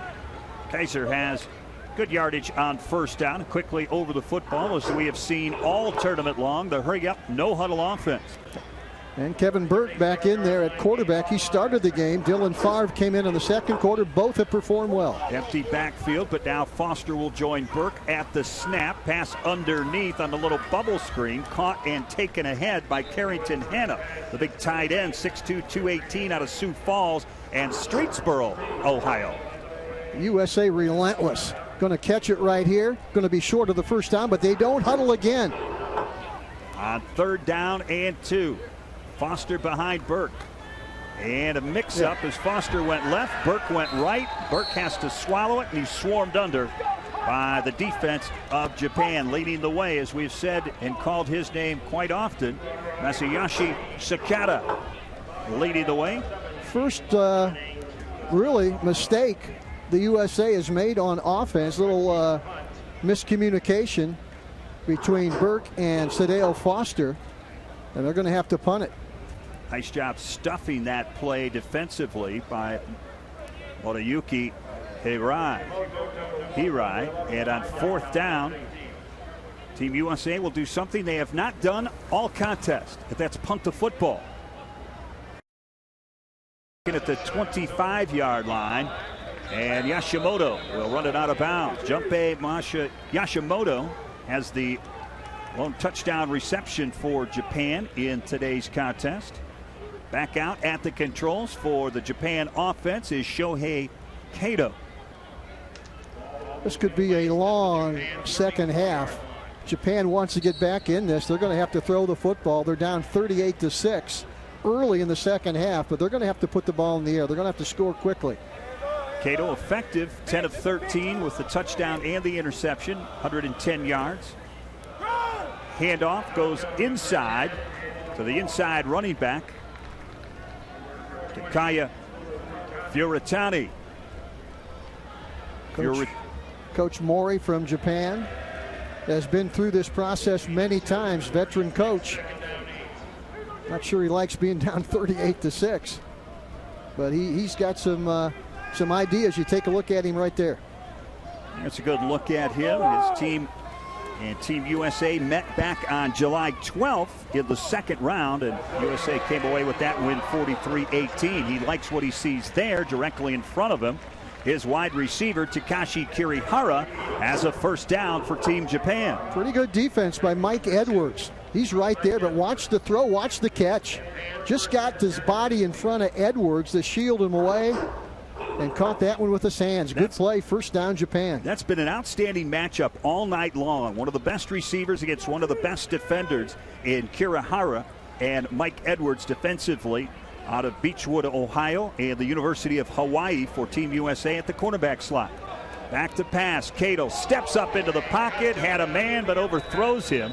Finding the inside route and the seam was the wide receiver for Japan, Junpei Yoshimoto, but they could not connect. It goes incomplete, and it'll bring up second down and 10 from the 50. Cliff Stokes out of Iowa State there defensively for USA. And if the ball is thrown inside, that's a big play. Threw it over the head of everyone. Incomplete pass stops the clock. Just underway third quarter. Glad to have you along with us from Canton, Ohio and Tom Benson Stadium, the home of pro football, the Pro Football Hall of Fame, and the birth of American football. All kinds of contact. Whoa. And no flag in the back. Judge is saying the pass was uncatchable. Okay. He had the Japanese fans close to the play. They didn't like it. They thought maybe it was interference on USA. You watch it, and what do you think? Cato going to throw it. A little bit of contact, a little bit of pushing and shoving. Now, when the jersey comes below the shoulder pad, usually that's an indication that somebody's been tugging on it. It's going to bring up clock. A third and 10. Cato likes to throw to that right side. The short side of the field. He wants to go that way. Instead comes back over the middle. We've got a penalty flag. This could be roughing the passer after the incomplete pass. Pass was intended. Let's listen in to foul. Roughing the passer, number 36, defense. 15 yards, automatic first down. Einar Bolstad of Norway, the referee for today's contest. Here, the gold medal contest. Take a look at it. Ball well gone, late hit. Leading with the helmet as well. That incomplete pass intended for Naoki Maeda. Penalty called on Jack Sherlock, the big defensive lineman out of South Dakota State. Hometown Chicago, Illinois, but boy, Cato took a pop. Yeah, he certainly did. And again, he was sandwiched. If you saw, that's what he's telling the Japanese trainers. He was sandwiched. I was going in two different directions. They had a hold of him low and then the hit up high. And Shohei Cato will get up under his own power, but you'll see the high-low action from this angle.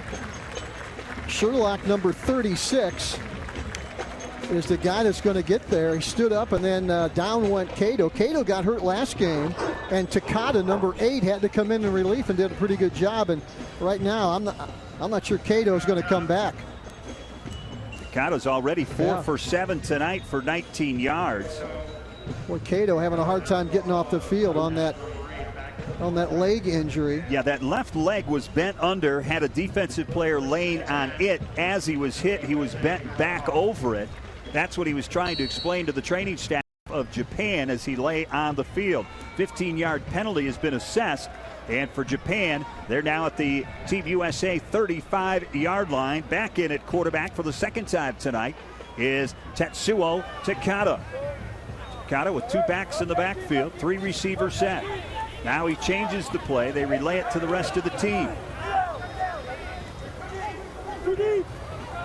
Two-step drop over the middle, slant, and it's batted away. Good pressure along that defensive front. Let's see who gets a hand on it. Might have been the big fella, Alec May.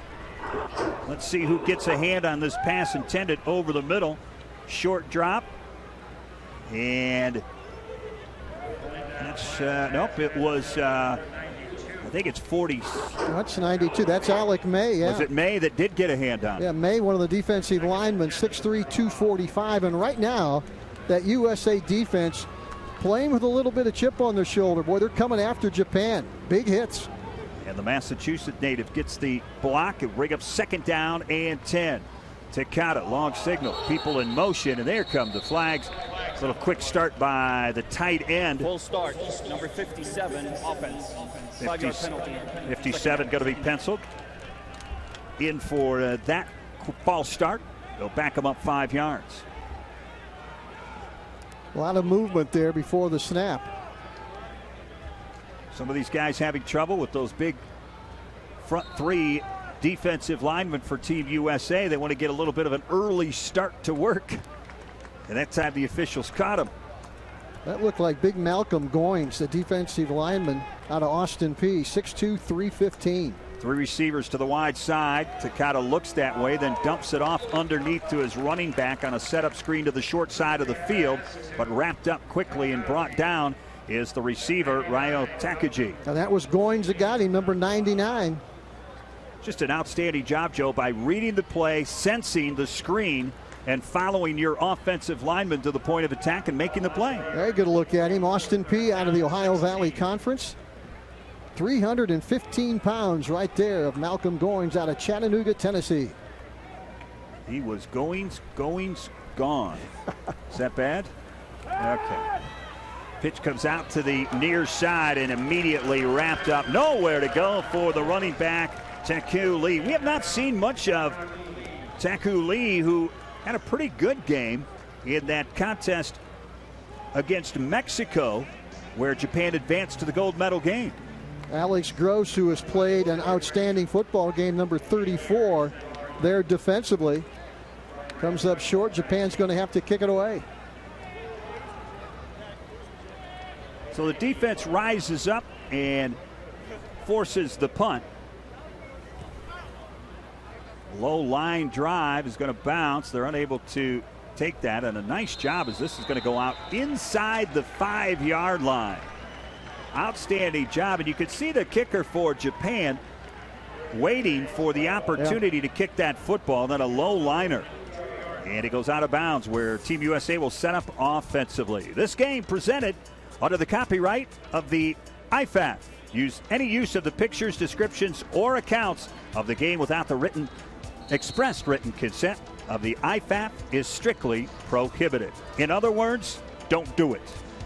Don't you dare do it. 42-yard punt off the foot of the punter for Japan, and Team USA deep in their own territory. Worst field position for Team USA. They did have a 91-yard drive, which meant they started at their own 9. And here's pressure. Down goes Favre in the end zone. He lost the football. He lost the football. Touchdown, Japan. Thought at first it might be a safety, but a fumble. He never had his hands on it. And coming up with the fumble and the touchdown for Japan, it looks as though it's Shota Tomita. First fumble in the tournament for Team USA, and it results in a touchdown for Japan. Favre under center, never has it. Ball's loose and battling for it before Favre can fall on top of it is the nose guard, Shota Tomita. Congratulations to the big fella. Well, he tried to pick it up and mishandled it. And Japan right on top of it for a touchdown. And Joe, it comes back to that situation where Favre, like Burke, throughout their career in the shotgun formation, not very comfortable under center. 2-point conversion attempt. Throw over the middle, in and out of the hands. Incomplete, collision in the end zone. 2-point conversion attempt fails. Intended receiver, Junpei Yashimoto, who has that touchdown earlier in the game, can't come up with a 2-point conversion. Let's watch this fumble again as Favre takes the snap, just can't handle it. I don't think he pulled out of there. No, I just think really. it went in his hands and right back out. Just didn't get a grasp on it, Yeah. and a good push. You have to give credit, and a heads-up play for Shota Tomita. What an honor and a thrill for that young man to get the fumble recoveries. We take a look at the failed two-point conversion and a big collision. Edwards with the hit on Yashimoto, who hops up and heads back to the Japanese bench. Well, that's a pretty good throw, though, by Takata. He waited and waited and then hit the receiver right in the hands in the back of the end zone. Just couldn't catch it. Shintaro Seiki set to kick things off for Team Japan. So Team Japan gets their first turnover and turns it into a defensive touchdown of their own. 3 defensive scores in this contest, 2 for Team USA and 1 for Japan. Onside kick, and they cannot get it to go the necessary yardage. It was close, and streaking down the near sideline, hoping to pull that ball in, was Yuki Ishii. He's a defensive back, and a penalty is going to be called as that ball was just shy of the necessary. So on the kicking team, 5 yards will be added to the out-of-bounds spot. First down, USA.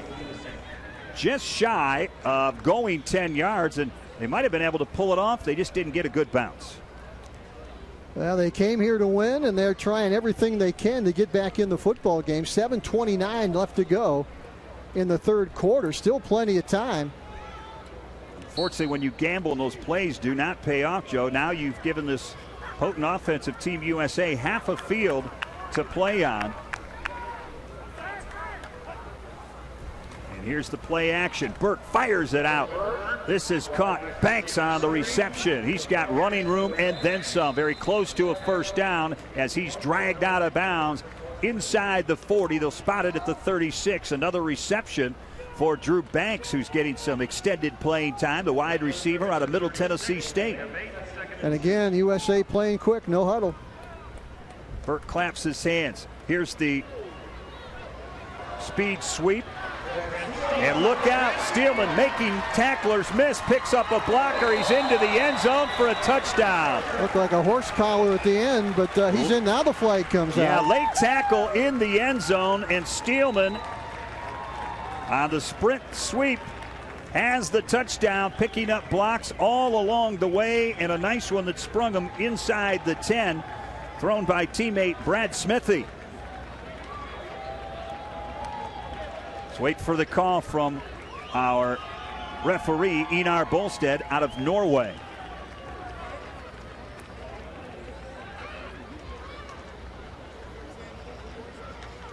Sure, they're looking at that horse collar.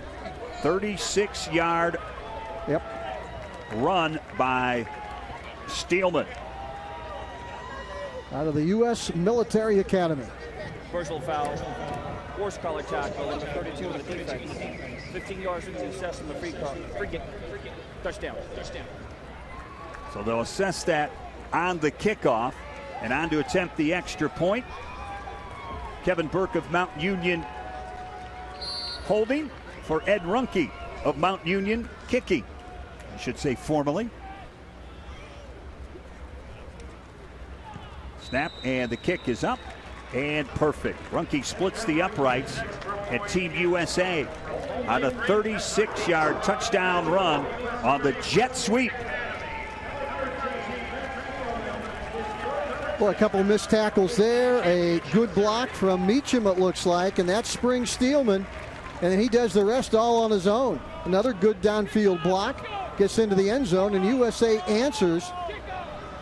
After the fumble in the end zone by Favre, they answer with a Steelman touchdown run, and it's 45-12. Yeah, he does a nice job allowing Brad Smithy to set up the block, which gets him in the final 6 yards of the touchdown. The penalty will be assessed on the kickoff, meaning Runke will kick this ball from the 50-yard line. So Japan with the defensive touchdown, thanks to the short field on the failed onside kick attempt. Team USA answers with a touchdown of their own. The jet sweep touchdown from the outstanding wide receiver, Trent Steelman. Runke might put this one in the bleachers.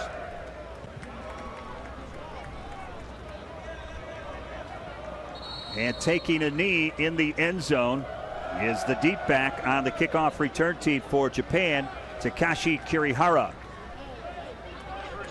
Team Australia having some fun. They're trying to get the wave going here at Tom Benson Stadium. The wave going here, and they're starting to get it. Now they're going to run into trouble in that end zone area down there. I'm not sure there's much of a ripple down there. I'm not sure they're going to be able to get it to go around the stadium, but they got the home side all in. Oh, yeah. They're having fun. Back at quarterback for Japan, Tetsuya Takada. Marks out the signals with 3 receivers to the right side. That's the wide side of the field. From the left hash, he'll turn, hand off, play action. With it is the running back, Ryo Takagi. Takagi has good yardage on first down. And we'll start to see several different players that are out there defensively for Team USA here in this gold medal game. And the tackle by one of the real good names here this week, Lucky Dozier. Lucky Dozier. Lucky Dozier out of northern Arizona in Flagstaff. Calls Sacramento, California his home. Here's the snap from the shotgun. A little slant pass is incomplete. They're having fun here in Canton, Ohio at Tom Benson Stadium with the Team Australia getting the wave going. I've never met a group of Australians that doesn't have. Didn't know how to have fun. They have fun. Incomplete pass brings up 3rd down and 7. Ball spotted at the 23-yard line. Takada will move his running back to his right. 3 receivers to that same side. He wants to roll that way. Now he throws back as they set up a perfect bubble screen. This is Kirihara with running room and blockers in front of him. He's got a first down as he bolts across the 40. Curtis Slater there, number 22, to make the tackle. Another injured player for Japan, number 72, down at about the 34-yard line. Boy, this was set up and executed very nicely. Took a while. You had to give time for the big linemen to get out there. And they got out there, and Kirihara has the reception. You know, this has been a game, Joe, that the defensive units have been highlighted. There's the first one. David Guthrie going to pick that one off early in the football game. Going to get a good block from Alex Gross. Escorted into the end zone by Cliff Stokes. And then the defense again for USA. Yep. Kyle Oglebodi. And then Japan with the Dylan Farr fumble in the end zone. They score 3 defensive touchdowns here in this football game. Shota Tomita with the Japanese version of the defensive touchdown. So we've seen scoring from all different ways, whether offense, defense, special teams. We've had it all here tonight. We've had that all tournament long. And again, Joe, it goes to the depth of the team. We've seen a lot of special teams touchdown. We've been treated to the excellence of a young man from France who was an outstanding kickoff returner. He electrified the crowds here in the World Championships with a couple of extended touchdowns from kickoffs, one of 90, one of 102 yards. Oof. Boy, late solid hit there. That was Webb. It came in. A little high hit. But that's the one thing this defense has done for USA from early in this game. They were doing some big-time hitting. Yes. And Naoki Mayata at the receiving end of that hard hit by the Team USA defense. We're under 6 minutes, or 5.5 minutes remaining. We're in the 3rd quarter. Glad to have you along with us. The gold medal championship game. USA out on top. They led early and often in the first half, and it extended their lead. There's a little delay. Looking for Furutani out of the backfield. Took a little time for it to develop, but Takada would like to have that one back because he just missed hooking up with Furutani. That pump fake kind of froze the linebackers, and look how open he was. If he catches that on the run, that's another Japanese touchdown. Just couldn't get it. First time these two teams met was back in the gold medal game in 2007, won by Team USA 23-20 in overtime. They're 2-0 all-time against Japan. That other win came in this tournament, 2015. They did not meet in 2011. Pass is caught by Maeda, and they'll move the chains. It's another first down for Japan. Now, I can't read Coach Dan Hawkins' mind, but after what he has seen from this USA group he's only had for three and a half weeks, I think he's going to be disappointed he doesn't have more football to play. I think you're right. This team just really starting to gel. They showed that against Team France after slow starts, but very successful efforts in the first games, winning 30-6 and 43-18. This pass is complete. Look out, running room. Kinoshida's got it and more before he's finally wrapped up and out of bounds on the far sideline. Noriaki Kinoshita with a big reception for Japan. Curtis Slater was the guy that finally ran him down, but another big play by Japan. They just haven't had enough of them tonight. Throws underneath. T.L. Edwards, the defensive back out of Middle Tennessee, ran past him.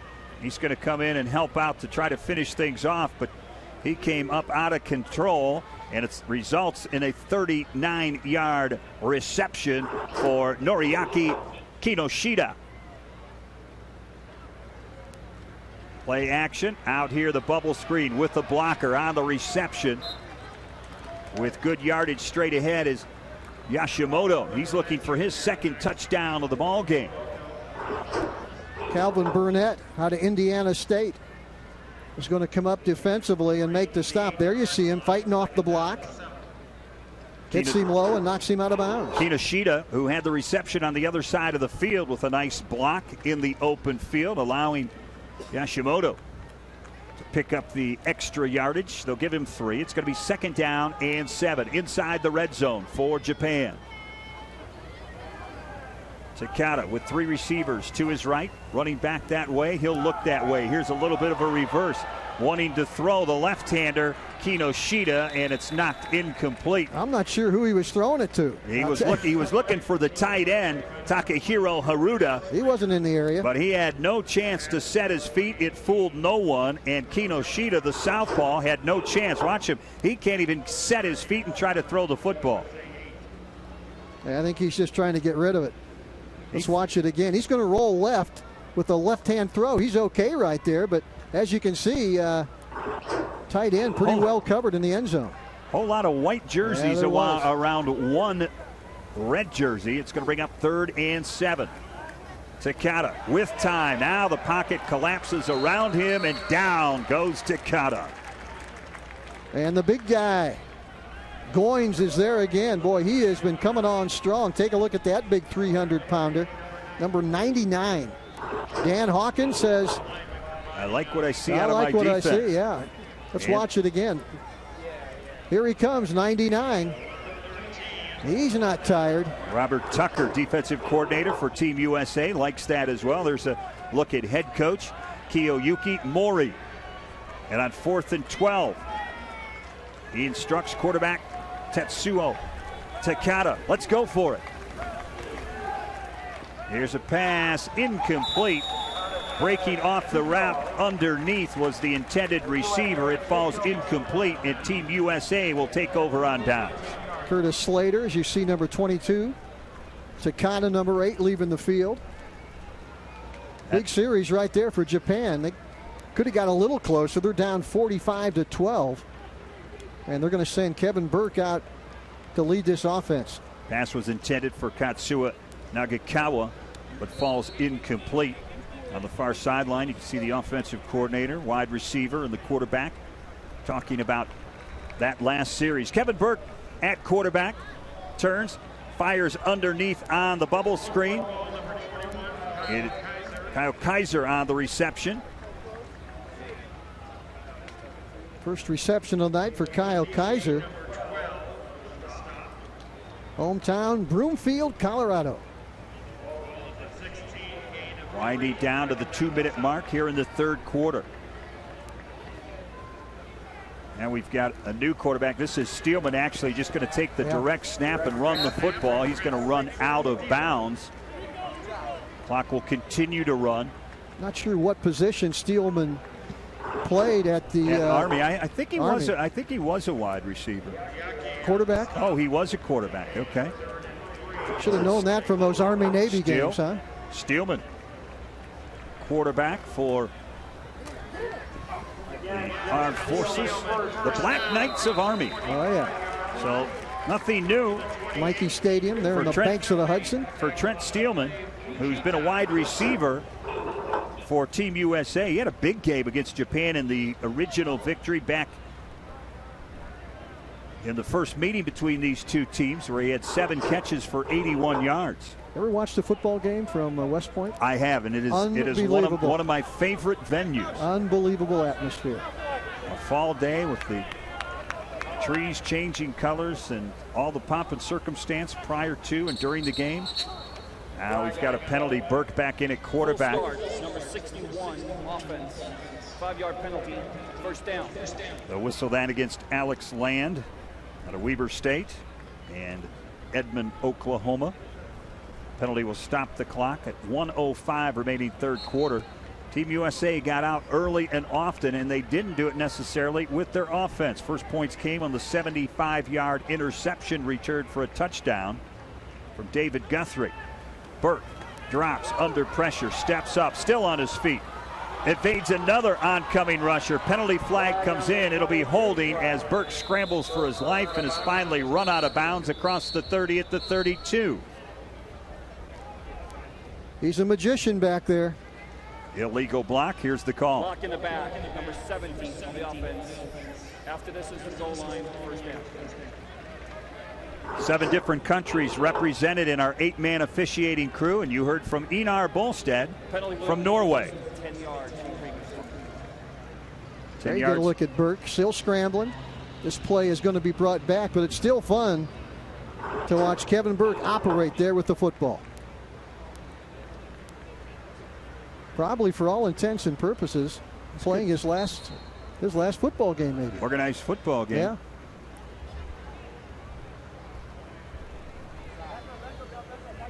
Clock will be restarted. Penalty assessed. It's going to bring up 1st and 25. Burke over the middle, right up the seam. He's got Meacham, fellow teammate of Burke's at Mount Union.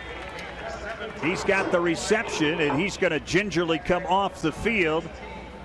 It's good for about 17 to Meacham all the way up to the 30-yard line. And it's going to be 2nd down and 8. You ask why the Purple Raiders from Mount Union were hard to stop? There's a good reason. Burke to Meacham. And this pass is caught. And up the field with the reception is Kyle Kaiser out of Nebraska Kearney. Broomfield, Colorado native, has the reception. 12 minutes away from the gold medal. Team USA in control, 45-12. Fourth quarter action from Canton, Ohio, coming up next. 2015 IFAF World Championships from Canton, Ohio. 12 minutes separates the United States from the gold medal, their 3rd consecutive.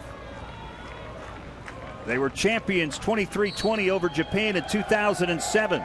They demolished Canada 50-7 4 years ago and are out on top as we begin the fourth quarter. Reverse goes to Kyle Kaiser. He's got good yardage on 1st down. And Team USA will continue to run the football and run the clock. Now they're going to have some fun. Maybe opening up the playbook, some reverses, just having some fun now in the final 12 minutes. Shorten the game up. Kevin Burke at quarterback.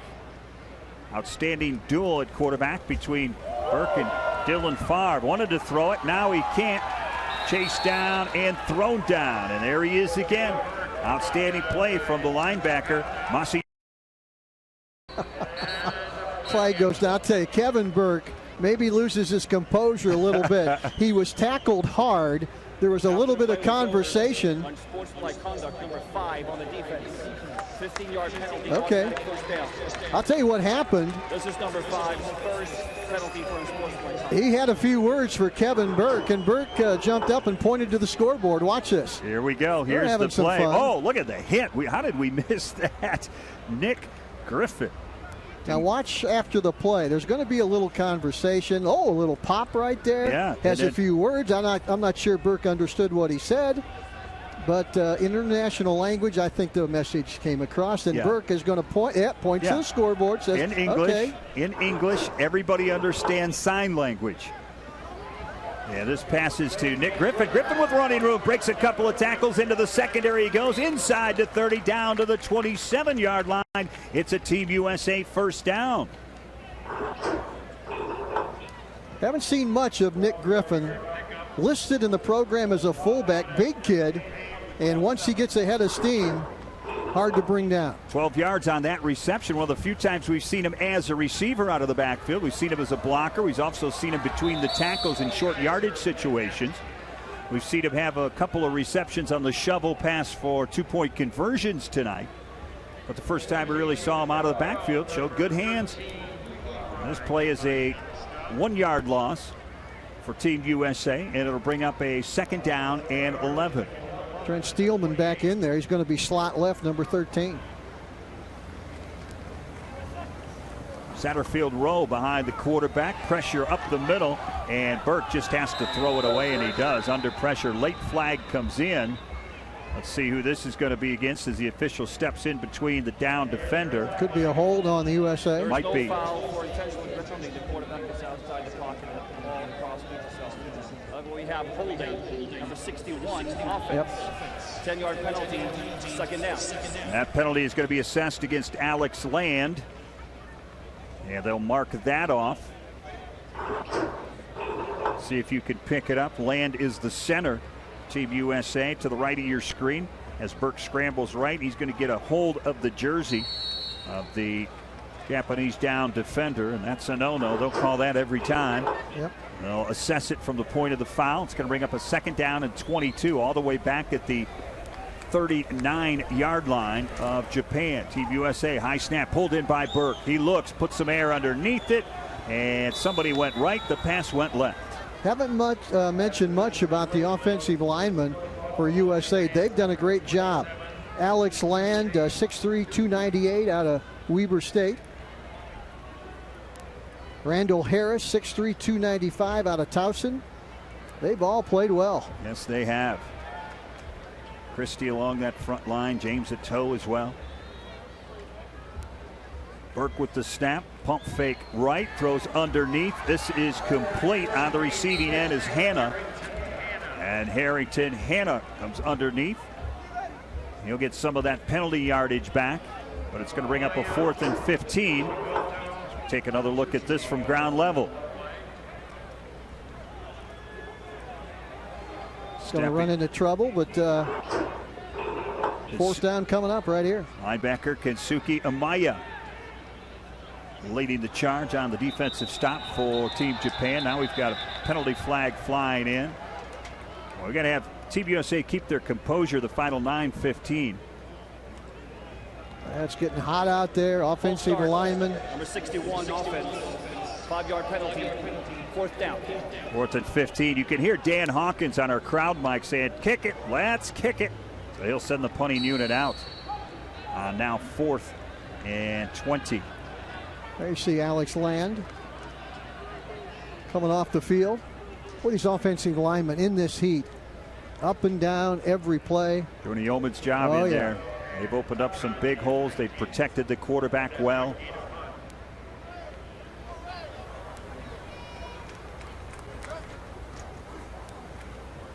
Good snap.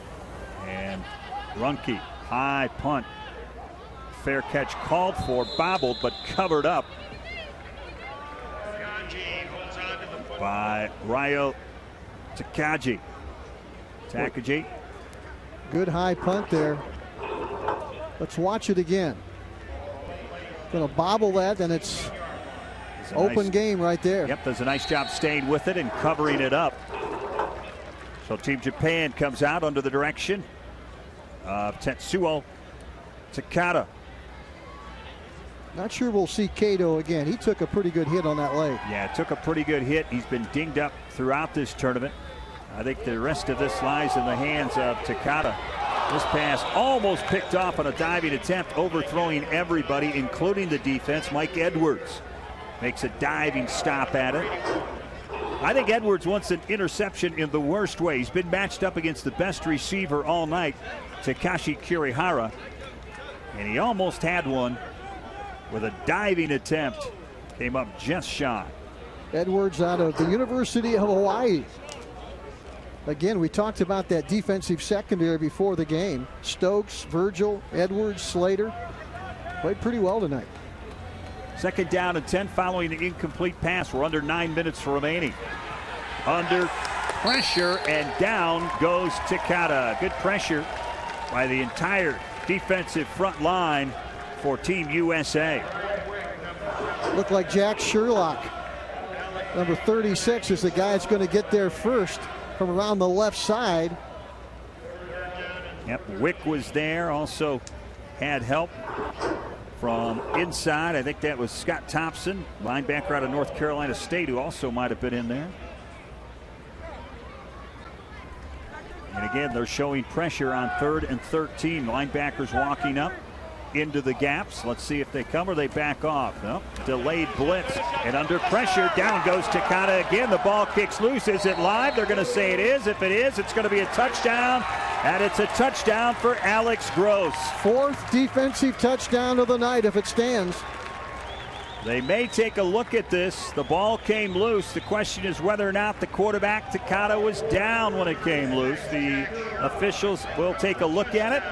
It'll be up for video review as well. Let's take a look. Takata has the football.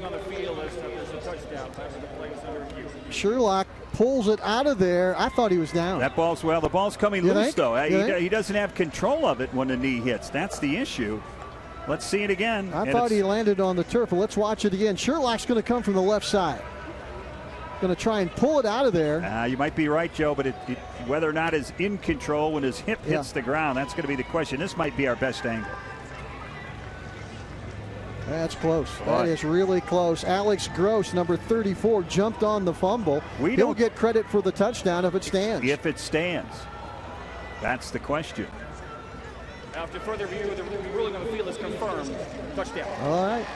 You can see the key is control when his points would be down. He didn't have the football under control. It was already on its way out. It rolls into the end zone and into the arms of Alex Gross. And as you said, third defensive touchdown for Team USA, 4th overall. Yeah, 4 defensive touchdowns in the game. Don't see that very often. No, you do not. Kevin Burke to hold for Ed Runke. The kick is up, and the kick is good. It's all Team USA. With the extra point, they extend their lead 52-12. We at Big Time Sports are proud partners with USA Football and ESPN in producing all 12 USA World Championship games. The Big Time Sports Network brings you the best in sports by television, radio, mobile app, and online. Catch all the action on Big Time Sports. Go to www.bigtimesports.com or catch Big Time Sports on the mobile app at BTS Ohio. Follow them on Twitter at BTS Ohio. Well, it started out in 90-degree weather, and it's turned into a beautiful evening here in Northeast Ohio, USA. You got to look at Dan Hawkins sending his special teams out to kick it away, 52-12. These games started back on July 9th. They were played on the 9th, the 12th, the 15th, and the culminating in the gold medal round games today.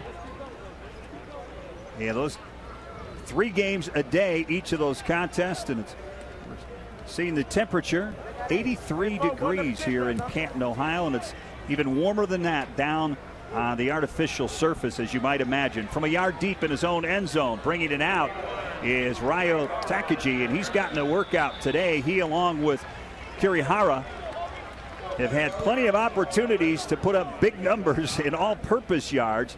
They've had their opportunities to return kickoffs. T.L. Edwards, another Blue Raider out of Middle Tennessee State, in on that tackle on the special teams. Under 8 minutes remaining. And this one has been all USA. Japan started out with the possession in the first. And how about this? Look who's back into the ball game. I did not expect this. Cato. Shohei Cato back in, and he throws, almost picked off. Stepping in front of that pass was an errant pass, and a nice job by Calvin Burnett Jr. out of Indiana State. Here's Cato going to stare down his receiver, and Burnett almost steps in to make the interception. You can see how frustrated he is. Man, he wanted that. He still wants it. Look at him. He looks over to the sideline to his teammates. Thought he had one, and he let it slip away. Pass was intended for Junpei Yashimoto. Back to pass. Cato will try this one underneath, in and out of the hands of Noriaki Kinoshita. It falls incomplete.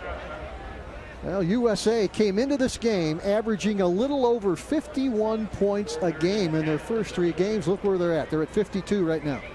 Right on schedule. And after slow starts in games 1 and 2, where they eventually won big 30-6 against Mexico and 43-18 against this Japanese team, they came out in a flurry against France and won going away 82-0, and started the same way today, scoring all of the points early on. And they've been coasting here in the third and fourth quarters, trying to get this game over with so they can stand on the gold medal platform and accept their 3rd consecutive championship. Cato still throwing it, but can't make the completion. Kinoshita unable to pull that one in, thrown a little bit behind him, had to do the 360. Brian Douglas there defensively out of Boise State. First time we've seen him in the secondary. Incomplete pass will stop the clock. 7:20 remaining. High snap pulled down. And the low line drive is fielded at the 25. And he'll take it ahead before he's run out of bounds. So Team USA back in at quarterback for the Americans will be Dylan Farr. Seen them both tonight. Both have had their good moments. Nice return by Andy Erickson out of Texas State and Austin, Texas. Get an opportunity on special teams. Well, you see a good mixture on this USA team of some Power 5 conferences, some mid-majors, some D3s, but they've all blended into an outstanding football team. Yes, they have, and really came into their own here in the final 2 games, the semifinals and here in the gold medal contest. Japan wanting to blitz off both corners in a delayed count by the quarterback Dylan Farr, who saw him coming. He just waited for him to cross the line of scrimmage.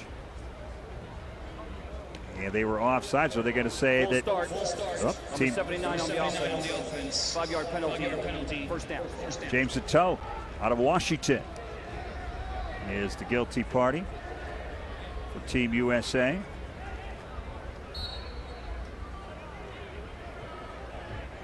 We've got our MVPs for this gold medal game. We'll announce them here in a few minutes.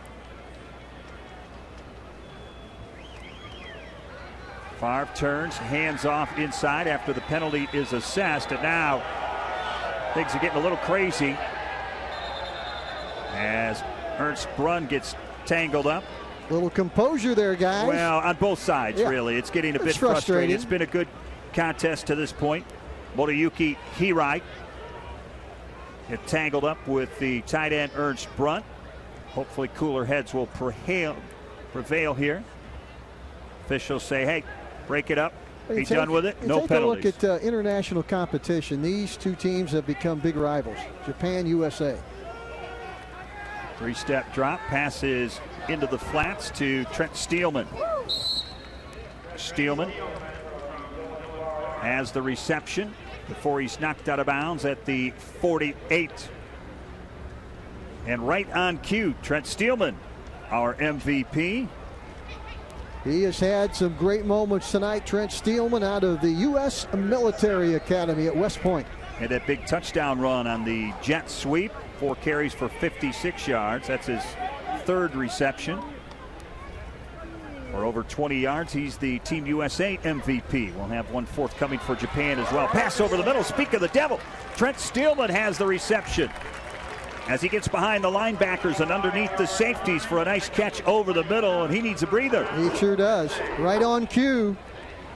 Favre to Steelman down the middle of the field. wide open. Does a nice job running up that seam between the linebackers, gets behind them. Favre does an excellent job waiting for him to come open in that little soft area inside the zone, and he hits him right on the hands for a first down. Design draw play. Favre will carry. He calls his own number and takes it down to the 20-yard line. Give him a gain of about 5. It'll be second and short for team offenses. They're knocking on the door of the red zone once again. I would guess if people living in the Canton area are looking for a party tonight, I would head over to Walsh University as you take a look at the Japanese MVP. That is Kato, the quarterback. There will be some parties going on tonight at Walsh, led by the Australians. They got to leave early tomorrow, but they'll be having some fun tonight. Don't blame them. Yep. And all the fury that they had between the lines will dissipate. It'll be all about camaraderie. And all in the name of football. What a great event this has been. Been fun. Been great to be a part of it. Favre, play action, throws underneath. This one is caught by Drew Banks. 10 of 20 tonight, 98 yards for our Japanese MVP, the quarterback Shohei Kato. He gets my MVP vote just for coming back after that sandwich hit that saw him limp off the field. I didn't think we were going to see him again. I was shocked when I saw him come back on the field. He limped off, thought it was a more serious injury, but he wanted a couple more snaps. Handoff inside, Sadale Foster. They haven't needed Foster much, but he is fresh, and he bowls his way down near the 10 on 2nd and 10. Give him 5. It'll bring up a 3rd and 5 from the 9-yard line. Clock will continue to run as Team USA keeps it on the ground. They're getting ever closer to the gold medal presentation. And they keep playing fast at no huddle again. Favre will keep it on the read option inside the 10 to the 5. He's headed to the end zone. He is in. Touchdown, Dylan Favre. Boy, he wanted that one. Turned the corner on the right side. I didn't think he was going to get in. From up here, it looked like Japan was going to bring him down. He broke a couple tackles. Then inside the 2, kind of spun around. And that's when he knew he was close to the end zone. Let's watch it again. He's going to get inside the 3 and watch him kind of spin around and reach for the end zone. Another USA touchdown from field level. And then from about the 2, he puts his heels into the ground and jumps backwards into the end zone. Here's the extra point attempt. It is up and good. Burke on the hold, and Runke with the kick. And Team USA on top, 59-12. You think Dylan Favre runs it better than his uncle or not? He's got a ways to go if he's going to catch his uncle, who is still the only man in history to have 3 consecutive MVP awards. There you take a look at him right there, Dylan Favre. But he's having fun, that's for sure. 9-yard touchdown run for Team USA quarterback. What a combination when you talk about Favre and Kevin Burke. Put all their numbers together, and the 2-headed quarterback for Team USA, quite impressive in this 2015 World Championship. Dylan Favre, University of Tennessee, Martin.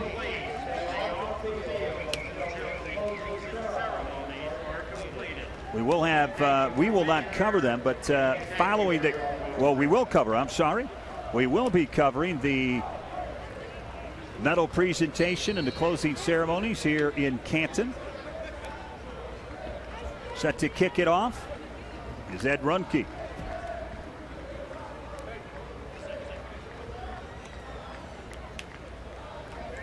Already the teams are uniting in the far corner. If we can eventually get a shot of that, they're having fun over there. They're realizing this is the culmination as Kirihara has a nice return all the way out across the 35 near the 40. His helmet comes off. He'll have to head over to the sideline, but already you can see Brazil, Australia, all the teams uniting in the far corner, and they're whooping it up. They're ready to come out for the closing ceremonies. I'm sure some of them are anxious to get home, Joe, but I think some of them are also having some fun and want to make the most of this final moments of celebration of the 2015 World Championships here in Canton, Ohio. A lot of these players have paid their own way to come here to Northeastern Ohio. for the tournament.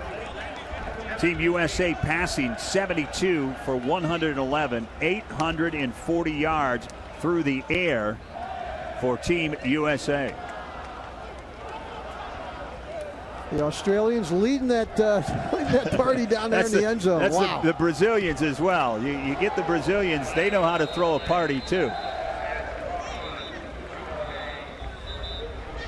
Boy, great catch right there. Still throwing the football.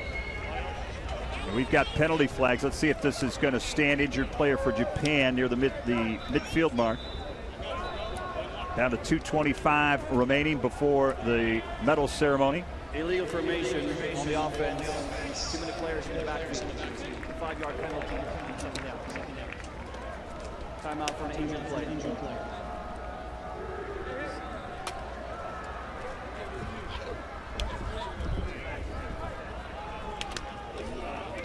Ladies and gentlemen, I can't stress enough. Please remain off the field until after the ceremony is complete. Please stay with us in the Clock will continue to run. We're down there the 2-minute mark. It's been all Team USA.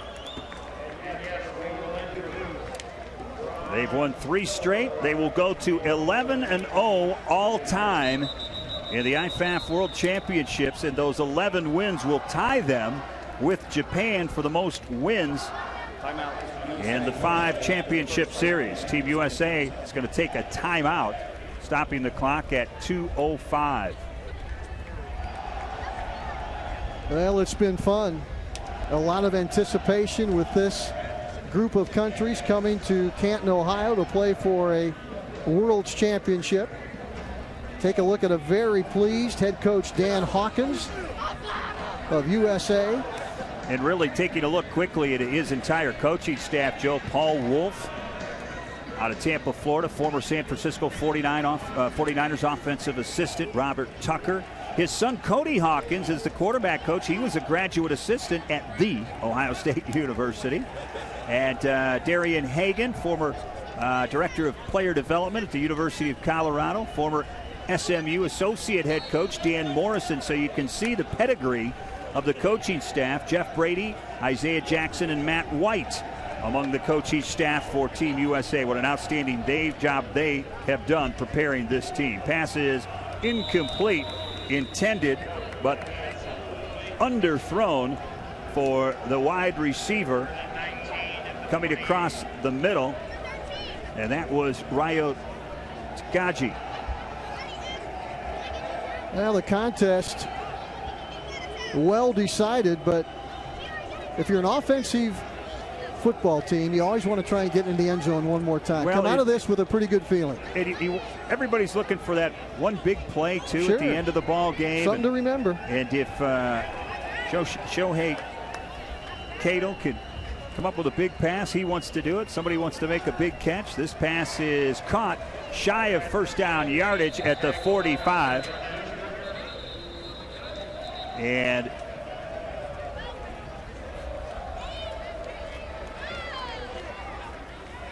timeout, Japan. That's their first timeout. Second half. Japan takes the timeout. And let's take time out ourselves to show you the highlight of the game, the huddle highlight of the game. And it was a big sack, Joe. Here it comes. Ball pops loose. Johnny on the spot. Kyle Oglebody picks it up, goes into the end zone. A defensive player's dream. Pick it up, score a touchdown. And there you take a look at the mass celebration by all the teams that are not in the game right now. Everybody except Japan and the USA down in the right corner of the end zone. And they are partying. They're having fun. They're ready for the introductions of the teams, the final ceremonies. Dan Hawkins talking to his assistants. They're having fun. That highlight brought to you by Huddle, official video solutions partner of USA Football. Not sure what they're talking about. Where's the Gatorade? Where's the Gatorade bat? shaking hands with everybody. Coach Hawkins say, if we can get the ball back one more time, I have a play for us. Minute 40 remaining. It's 4th and 2. 3-step drop. Cato throws incomplete, and Team USA will take over on downs with 1:35 remaining. They'll only have to take a couple of knees. You would hope so. And prepare themselves for the gold medal presentation. The USA with a outstanding performance. They're celebrating down below us on the near side of the field. They'll get the gold medal. They'll get the World Championship trophy. But more than that, they'll have a memory-filled experience here in Canton, Ohio. We talked about over 800 yards through the air for Team USA in 4 games. On the ground, they were just as effective, maybe more. 162 rushes for 982 yards, including 16 touchdowns. Victory formation. Kevin Burke under center takes the snap. He'll step back, take a knee. And the clock will continue to run. At this point, it's all in the books, and this game may have been decided at halftime. Some key plays for Team USA early on, the outstanding defensive plays. They were able to put together outstanding offense throughout. You can see the congratulatory hugs beginning on the Team USA sideline. It's been a grind, a 10-day mini camp prior to this tournament.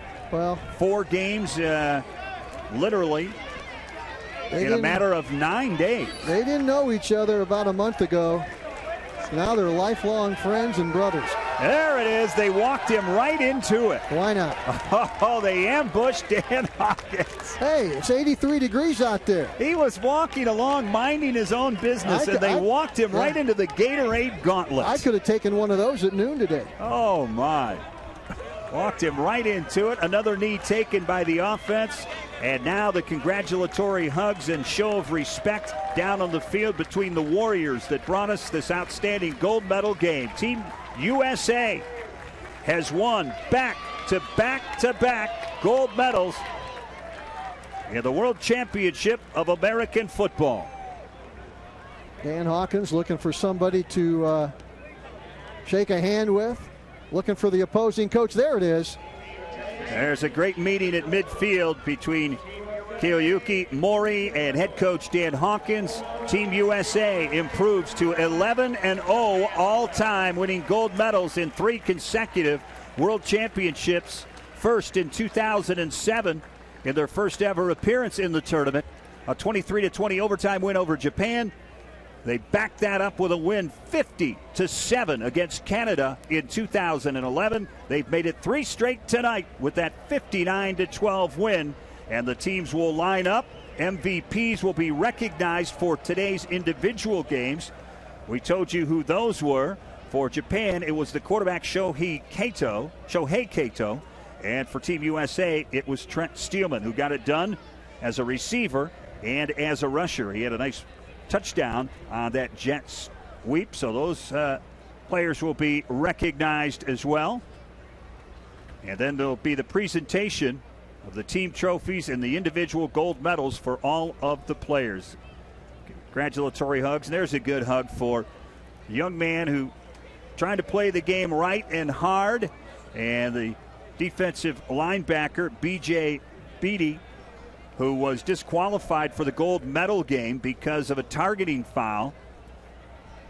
And the native of Kauai, Hawaii, who played his college football at Colorado, can now finally take part in team activities after sitting out this contest. Was unable to be on the sidelines for the team, but he was down there as in the first row, leaning over, getting as close as he legally could. Well, we've seen a lot of players from other countries. 41-year-old Perez Madison, who is a former quarterback at East Carolina, playing quarterback for France. We've seen some guys in their 40s and their late 30s. I'm not so sure. In fact, I would bet on it that a lot of these guys that won the gold medal for the USA, this may be their final football game. In 4 years, they will pick another group of football players to represent the USA in this international competition. For other countries, they take a lot of these players, and that's the nucleus of teams 4 years from now. Not the case with the USA. Right, and we do want to recognize as well Yasuro Wakisaka, the 46-year-old from Japan, who is playing in his 5th and final World Championship. 46 years old, defensive lineup. Let's take it to the field and listen in. We welcome, for the MVPs of this game, the gold medal game, welcome back Toihisha Asade, the president of the Japan American Football Federation, and Mr. Scott Hallenbeck, USA Football CEO and Executive Director. The gold medal game MVP for Japan. This is his second post-game recognition of this event.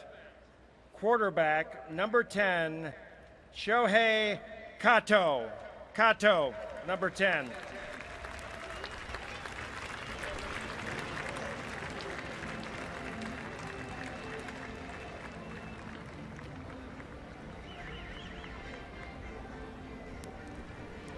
Kato completing 12 of 22 passes for 141 yards and 1 touchdown.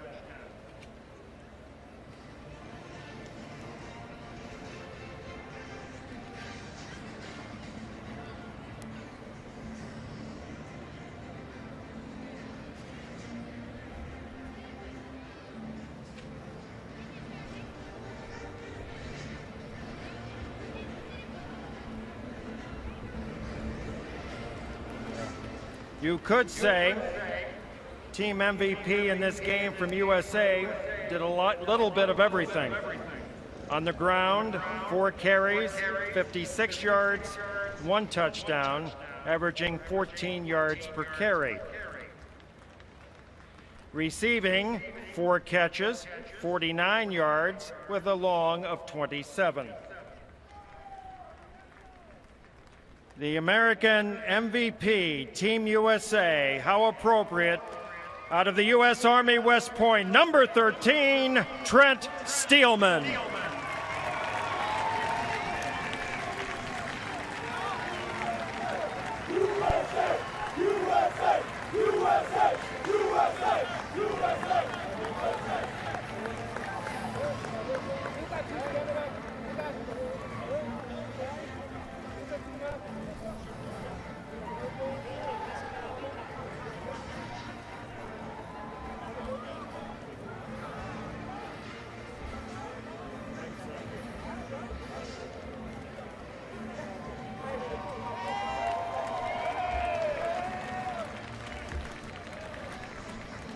Once again, fans, thank you for your attendance at tonight's gold medal game, and we hope you'll stay with us for the final 2 events on the schedule. Coming up, the announcement of the all-tournament team and the closing ceremonies featuring representatives from all 7 countries.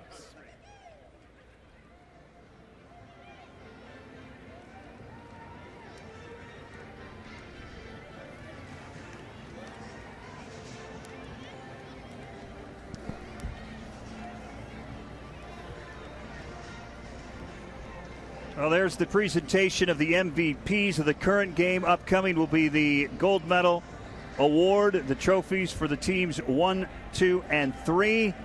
And, of course, the 3rd straight championship belonging to Team USA. It was an impressive run, Joe, although early on in their first 2 contests, wins over Mexico and a second-round win over Japan. Slow starts, but this team really came together on July 15th.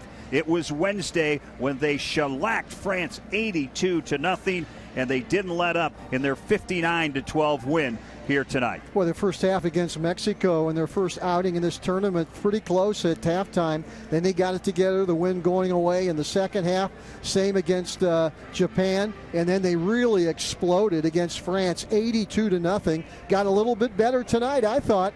59-12 against a pretty good football team from Japan. And as I said, if you're Dan Hawkins, I think in the back of your mind you're thinking, wow, I want to play a few more games. I like this group of athletes. I think we can be pretty good. But it ends tonight for this USA football team with a gold medal and a World's Championship right here in Canton, Ohio. All of these teams will be participating in the closing ceremonies, but again, these teams have to be tired. For Team USA, they did not get a bye in this tournament. They played 4 games in 9 days. Not even 2 weeks, in 9 days. I think that was a plus because this is a new group. The more they played, the better they got. I don't think a bye would have helped them at all. They came in, they played 4 football games, and I think once they hit the second half against Mexico, they got better each half. So I think not taking the bye, to me, was an advantage for this group. As long as they were healthy, it was a deep squad, and they showed you that they had the level of talent.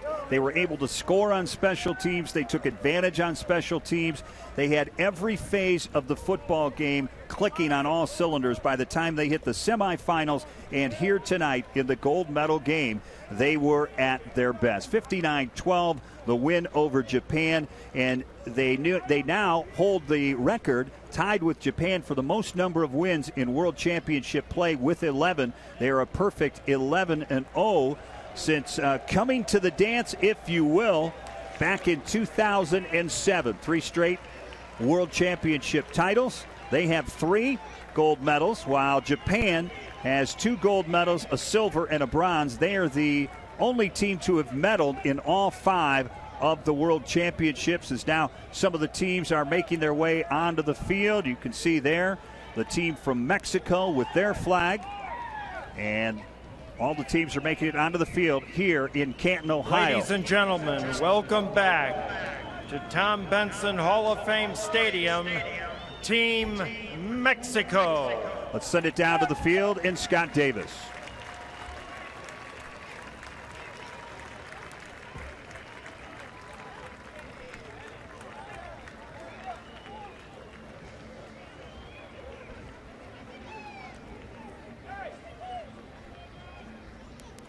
Thanks to their win earlier today, they are the recipients of the bronze medal.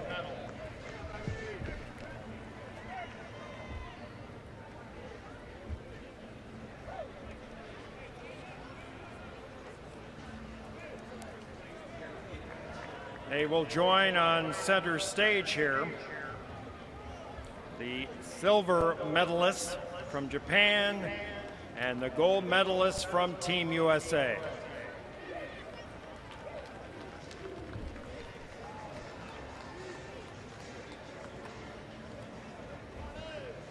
Let's welcome back inside the stadium, Brazil.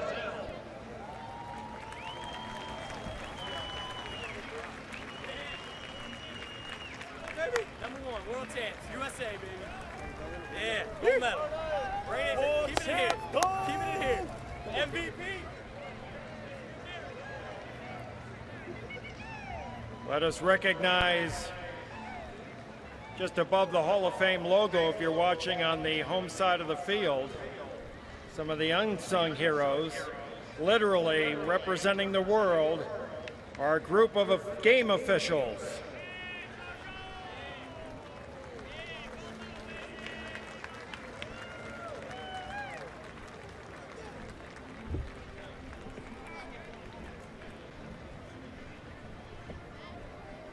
They were victorious in Game 1 of today's activities. Welcome back, Team Australia.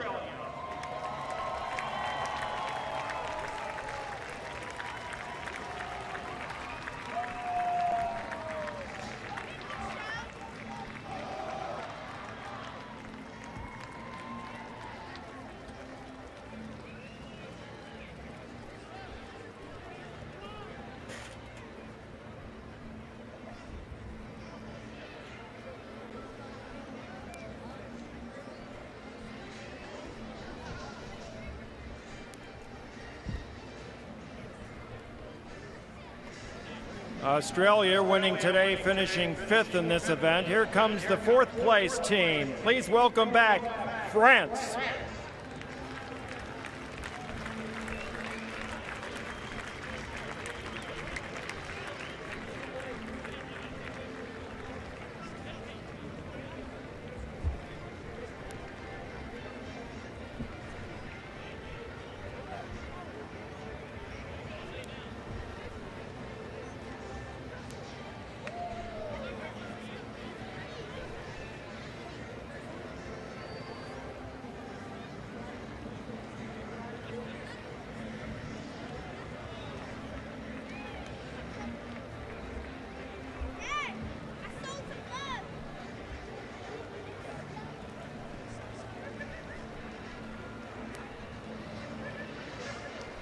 How about a Benson Stadium Hall of Fame welcome for South Korea?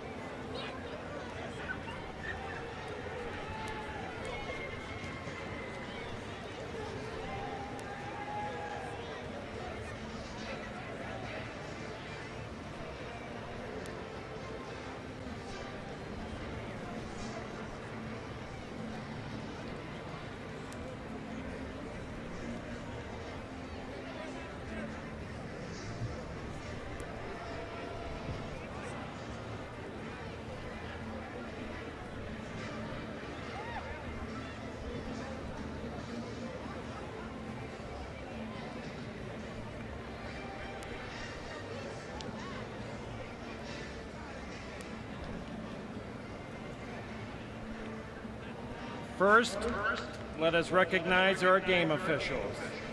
Yes, representing 15 different countries from around the globe.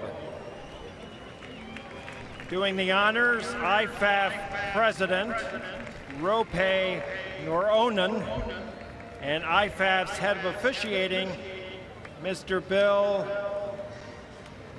Lamanier.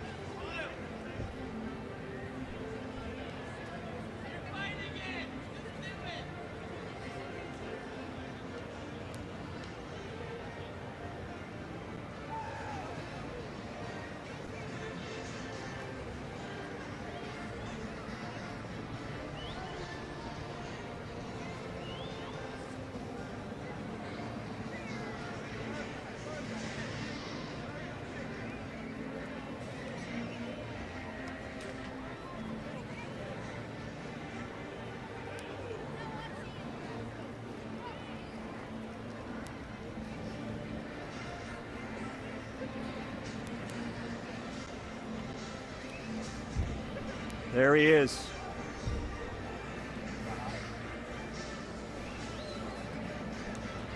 Yasuro Wakisaka.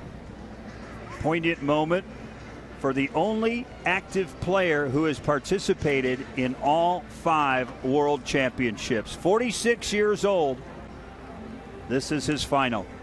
He said his one dream, his one goal was to play the United States in the United States, and he accomplished that not once but twice as Japan played against the U.S. 46 years old, and he's hanging up the cleats. He looks like a football player, doesn't he? He sure does. And if he could do it, I'm sure he'd come back at 50. He'd be 50 years old. Don't count him out. No. He had to earn his way onto the team. That's maybe the best aspect of that whole thing. He was not guaranteed a spot. He had to earn his way on, now, and he ladies did. and gentlemen, a very important announcement. This note just handed to me. You're about to hear the names of the 2015 World Championship All-Tournament team. We will do this by country in alphabetical order. We will begin with the 4 members of the All-Tournament team representing Australia. You will be asked to step to the table to receive an all-tournament plaque. Wide receiver, number 11, Daniel Strickland.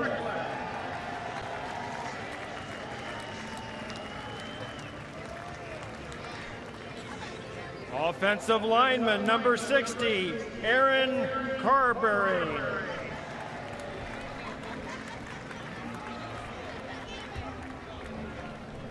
Defensive lineman, number 91, Alan Steinort.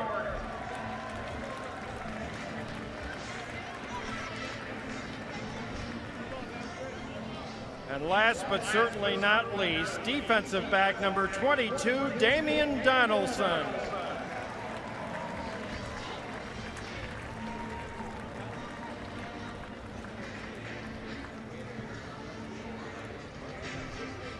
One member of the team representing Brazil, defensive back number 14, Igor Mota.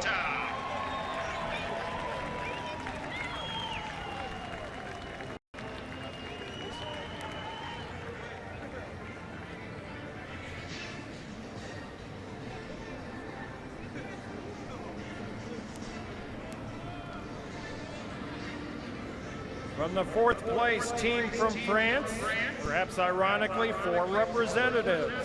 Running back, number 23, Steven Yepmo.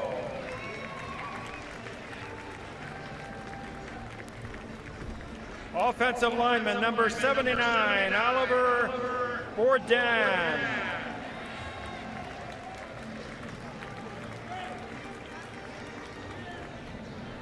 Kick returner, number 8, Anthony Dabley.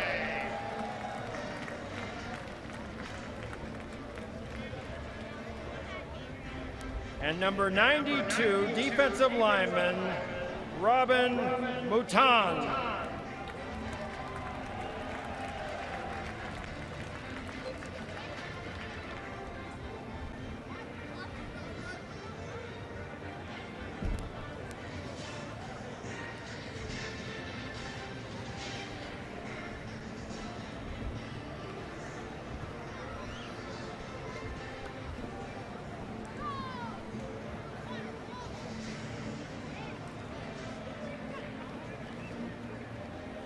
From the silver winning team representing Japan, wide receiver number 81, Takahashi Kurihara.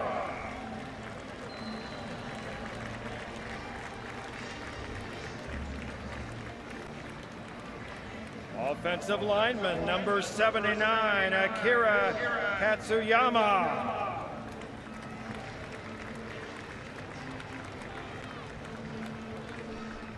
And defensive back, number 25, Kizaburo Izagawa.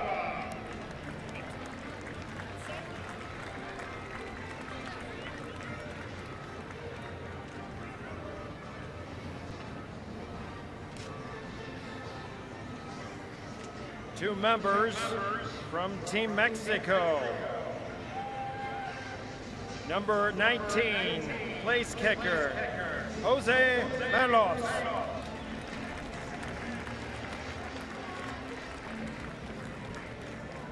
And number 52, linebacker, Daniel Carrete.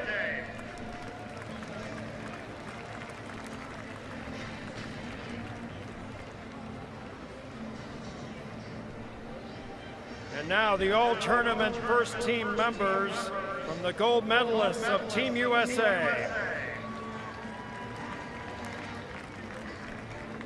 The quarterback, number 10, Kevin Burke.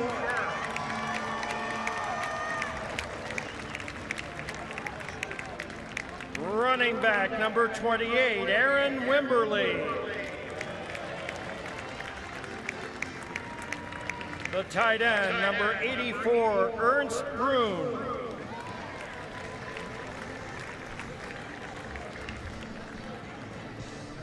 The offensive lineman, number 79, James Atoy.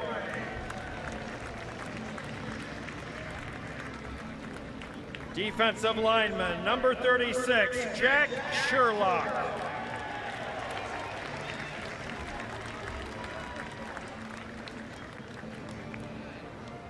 At linebacker, number 50, Steve Kerfis.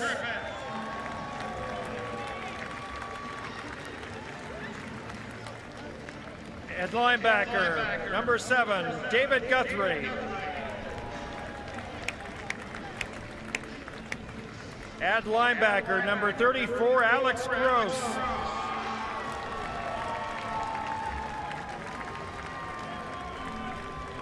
At defensive back, number 20, Robert Virgil.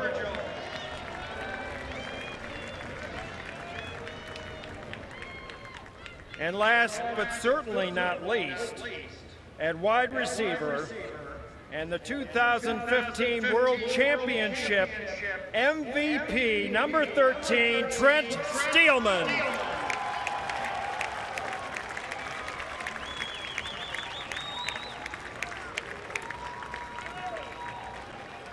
And honored as the coach of the tournament, Team USA's Dan Hawkins.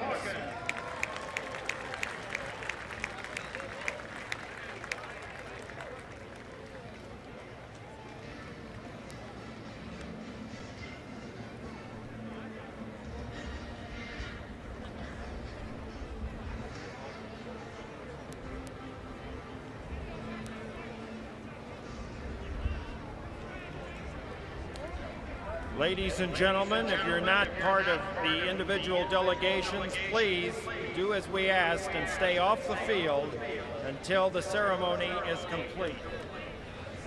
We have one more major piece of business, and that is the awarding of the bronze, silver, and gold medals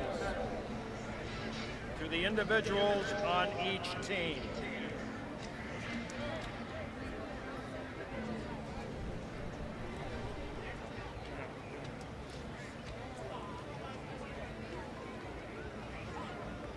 And now, ladies and gentlemen,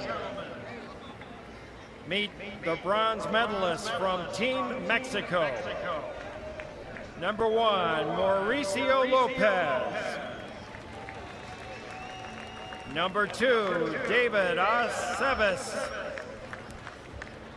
Number 3, Fernando Lozano. Number 4, Luis Moreno. Number 5, Jorge Valdez. Number 6, Ricardo Cervantes. Number 7, Diego Olivia. Number 8, Julio Sanchez. Number 9, Maximo Gonzalez. Number 10, Joseph Olgin. Number 12, Roberto Vega. Number 13, Roberto Silva. Number 18, Raul Mateos. Number 19, Jose Maltos. Number 20, Geronimo Arzeta. 21, Javier Garcia. 23, Jonathan Barrera. 25, Vladislav Serendialkov. 27, Irving Alamilia. 28, Alexis Magalianis.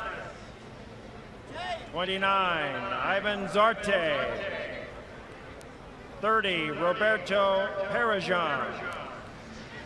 32, game MVP earlier today, Alan Rosado. 33, Santino Fernandez. 44, Juan Carlos Castillo. 51, Fernando Chavarria. 52, Daniel Carrete. 53, Luis Rodarte. 55, Emmanuel Robles. 56, Manuel Padilla.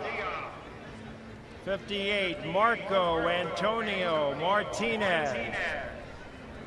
59, Rene Gracia. 61, Mario Rodriguez. 65, Julio Mexia. 66, Mauricio Romero. 70, Emmanuel Arenas. 74, Romario Pruneda. 77, Carlo Yanni. 81, Daniel Roldan. 82, Diego Yaya Villamontes.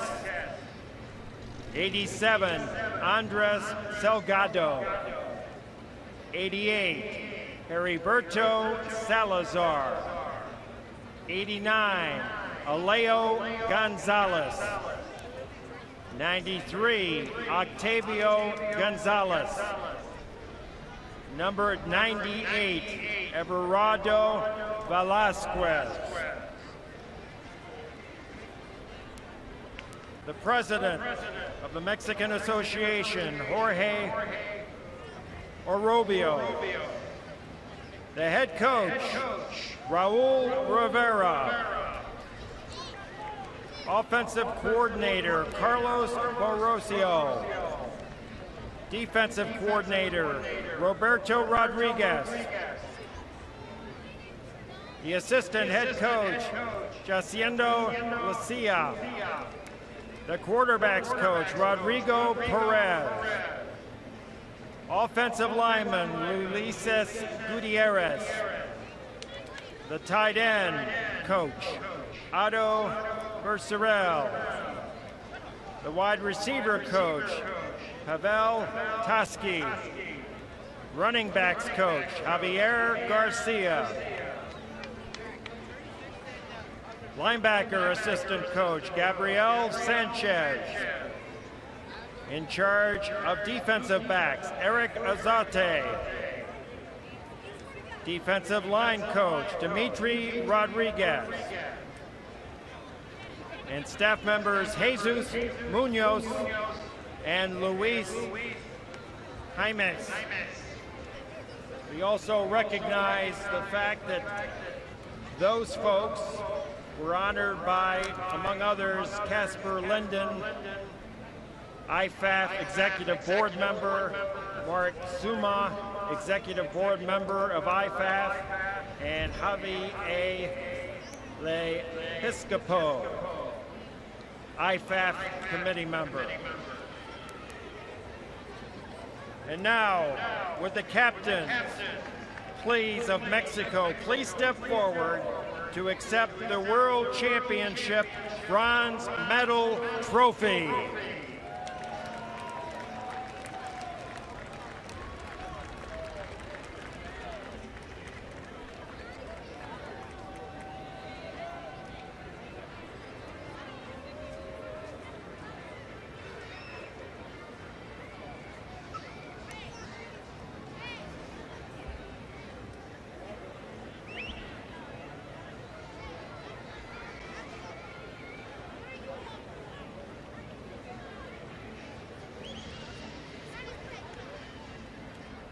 And now, the silver medalist, Team Japan. Presented by KK Park, Chairman of IFAF Asia. Minette Rognan, Secretary, IFAF. And IFAF Executive Board Member, Jorge Orobio. Number 1, Junpei Yoshimoto. Number 2, Kento Tojo. Number 3, Yuki Ishii. Number 4, Toru Iwasawa. Number 5, Masayoshi Tsukada. Number 6, Kosuke Kamiyama.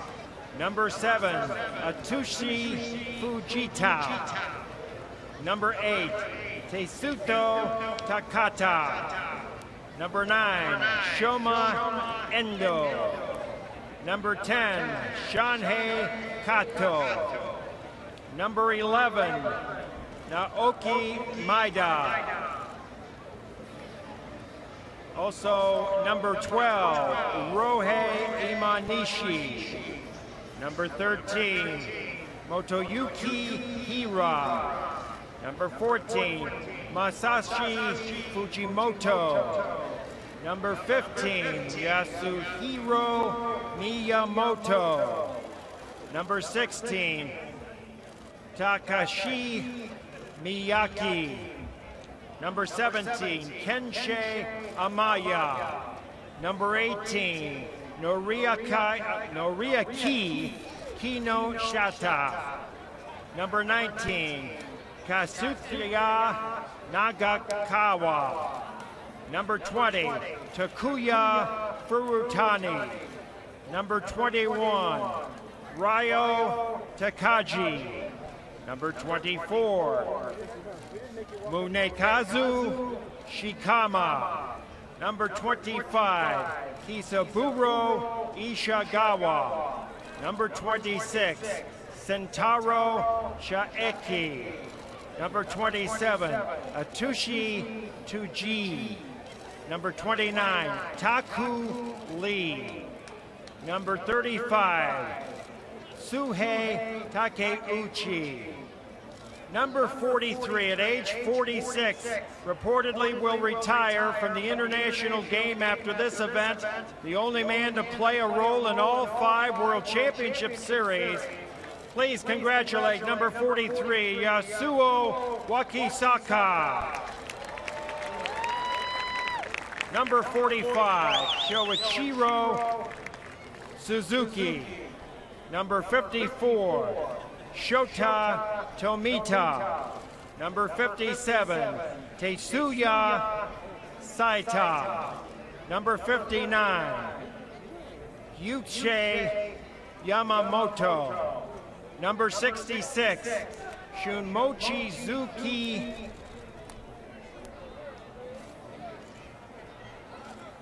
Shun Mojuzuki. Number 72, Yutaro Kobayashi. Number 75, Haruhicha Kurokawa. Number 77, Takehito Noda. Number 78, Kohei Arai. Number 79, Akira Katsushiyama. Number 81, Takashi Kurihara. Number 83, Yuta Hayashi. Number 88, Takahiro Haruta. Number 90, Takuya Seike. Number 92, Misunori Kihira. Number 96, Yosawada. Number 99, Rota Takahashi. The coaching staff. The head coach, Kiyoyuki Mori. Offensive coordinator, Hajime Taminaga. Quarterbacks coach, Hayato Arima. Wide receiver coach, Shuhei Hasegawa. Offensive line coach, Fumitaka Masahara. Defensive coordinator, Makoto Hoshashi. Special teams and defensive backfield coach, Norikazu Nobuhara. Defensive line coach, Masayoshi Yamakarna. Linebackers coach, Jen Arisawa. The assistant head coach, Tsuyoshi Kawata. The staff includes Takashi Sorimashi, Shijinobu Okuma, Takanori Korachi, and Shinjo Yamada. And now will the captains from Team Japan step forward to receive their World Championship silver trophy.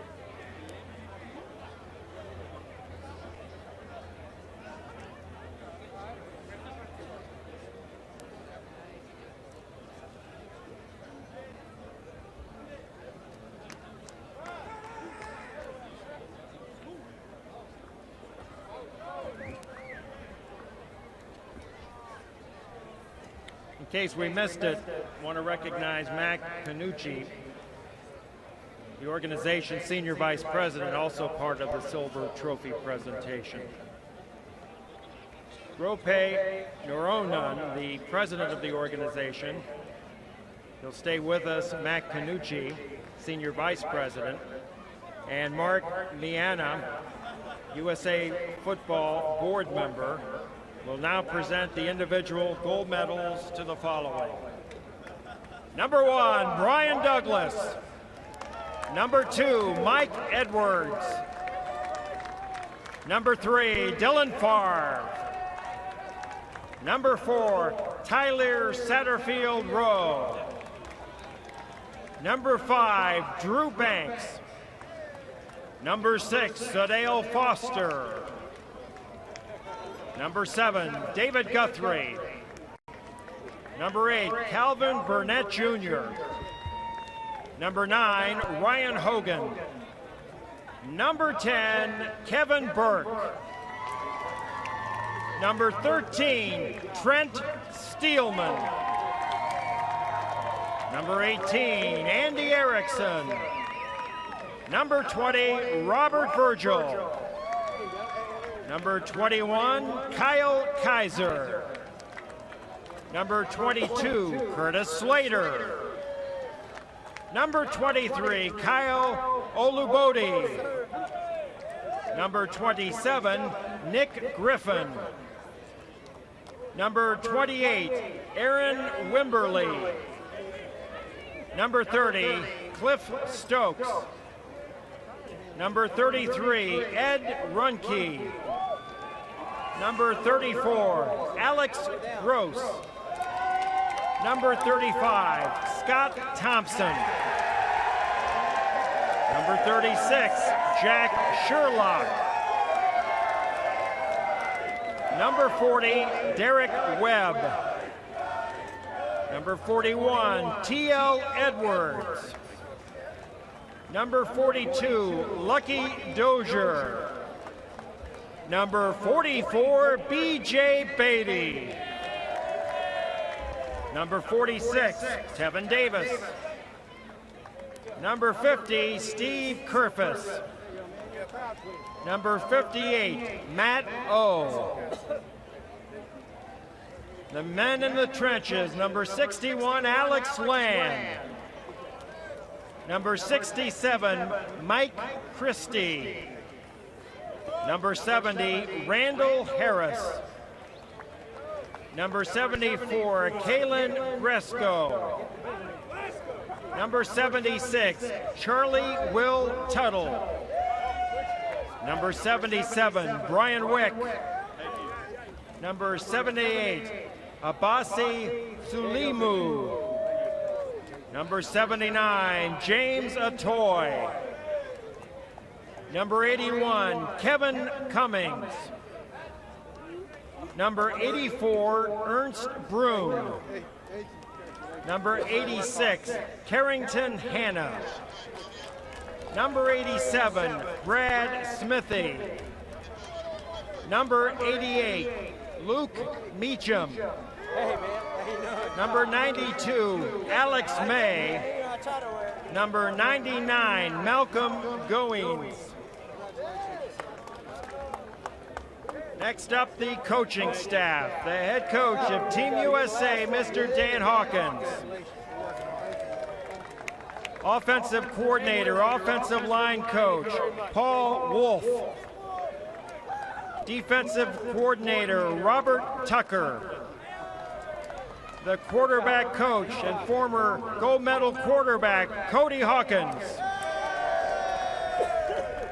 Coach of the running backs, Darian Hagen, the quarterback's coach. The receivers coach, Dan Morrison. Defensive line coach, Jerry Brady. Linebackers coach, Isaiah Jackson. Defensive backfield coach, Matt White. Also being recognized from Team USA for their contributions, Sean Vanderbrook, Dave Weichel, Chad Gabbard, Sean Hollister, Scott Smithy, and Mr. Todd Bell.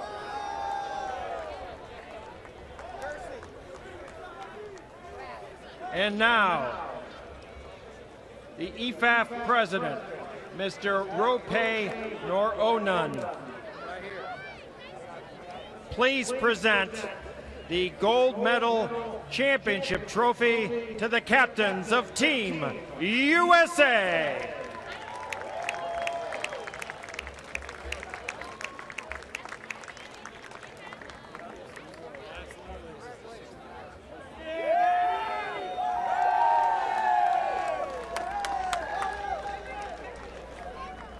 Congratulations to head coach Dan Hawkins and Team USA, a winner in the gold medal round, 59-12 over Japan to improve to 11-0 all-time. It's a three-peat gold medal performance. Let the selfies begin. Special thanks to Big Time Sports and Charlie Jones, our entire image video crew, including director, producer extraordinaire, Dean Morini.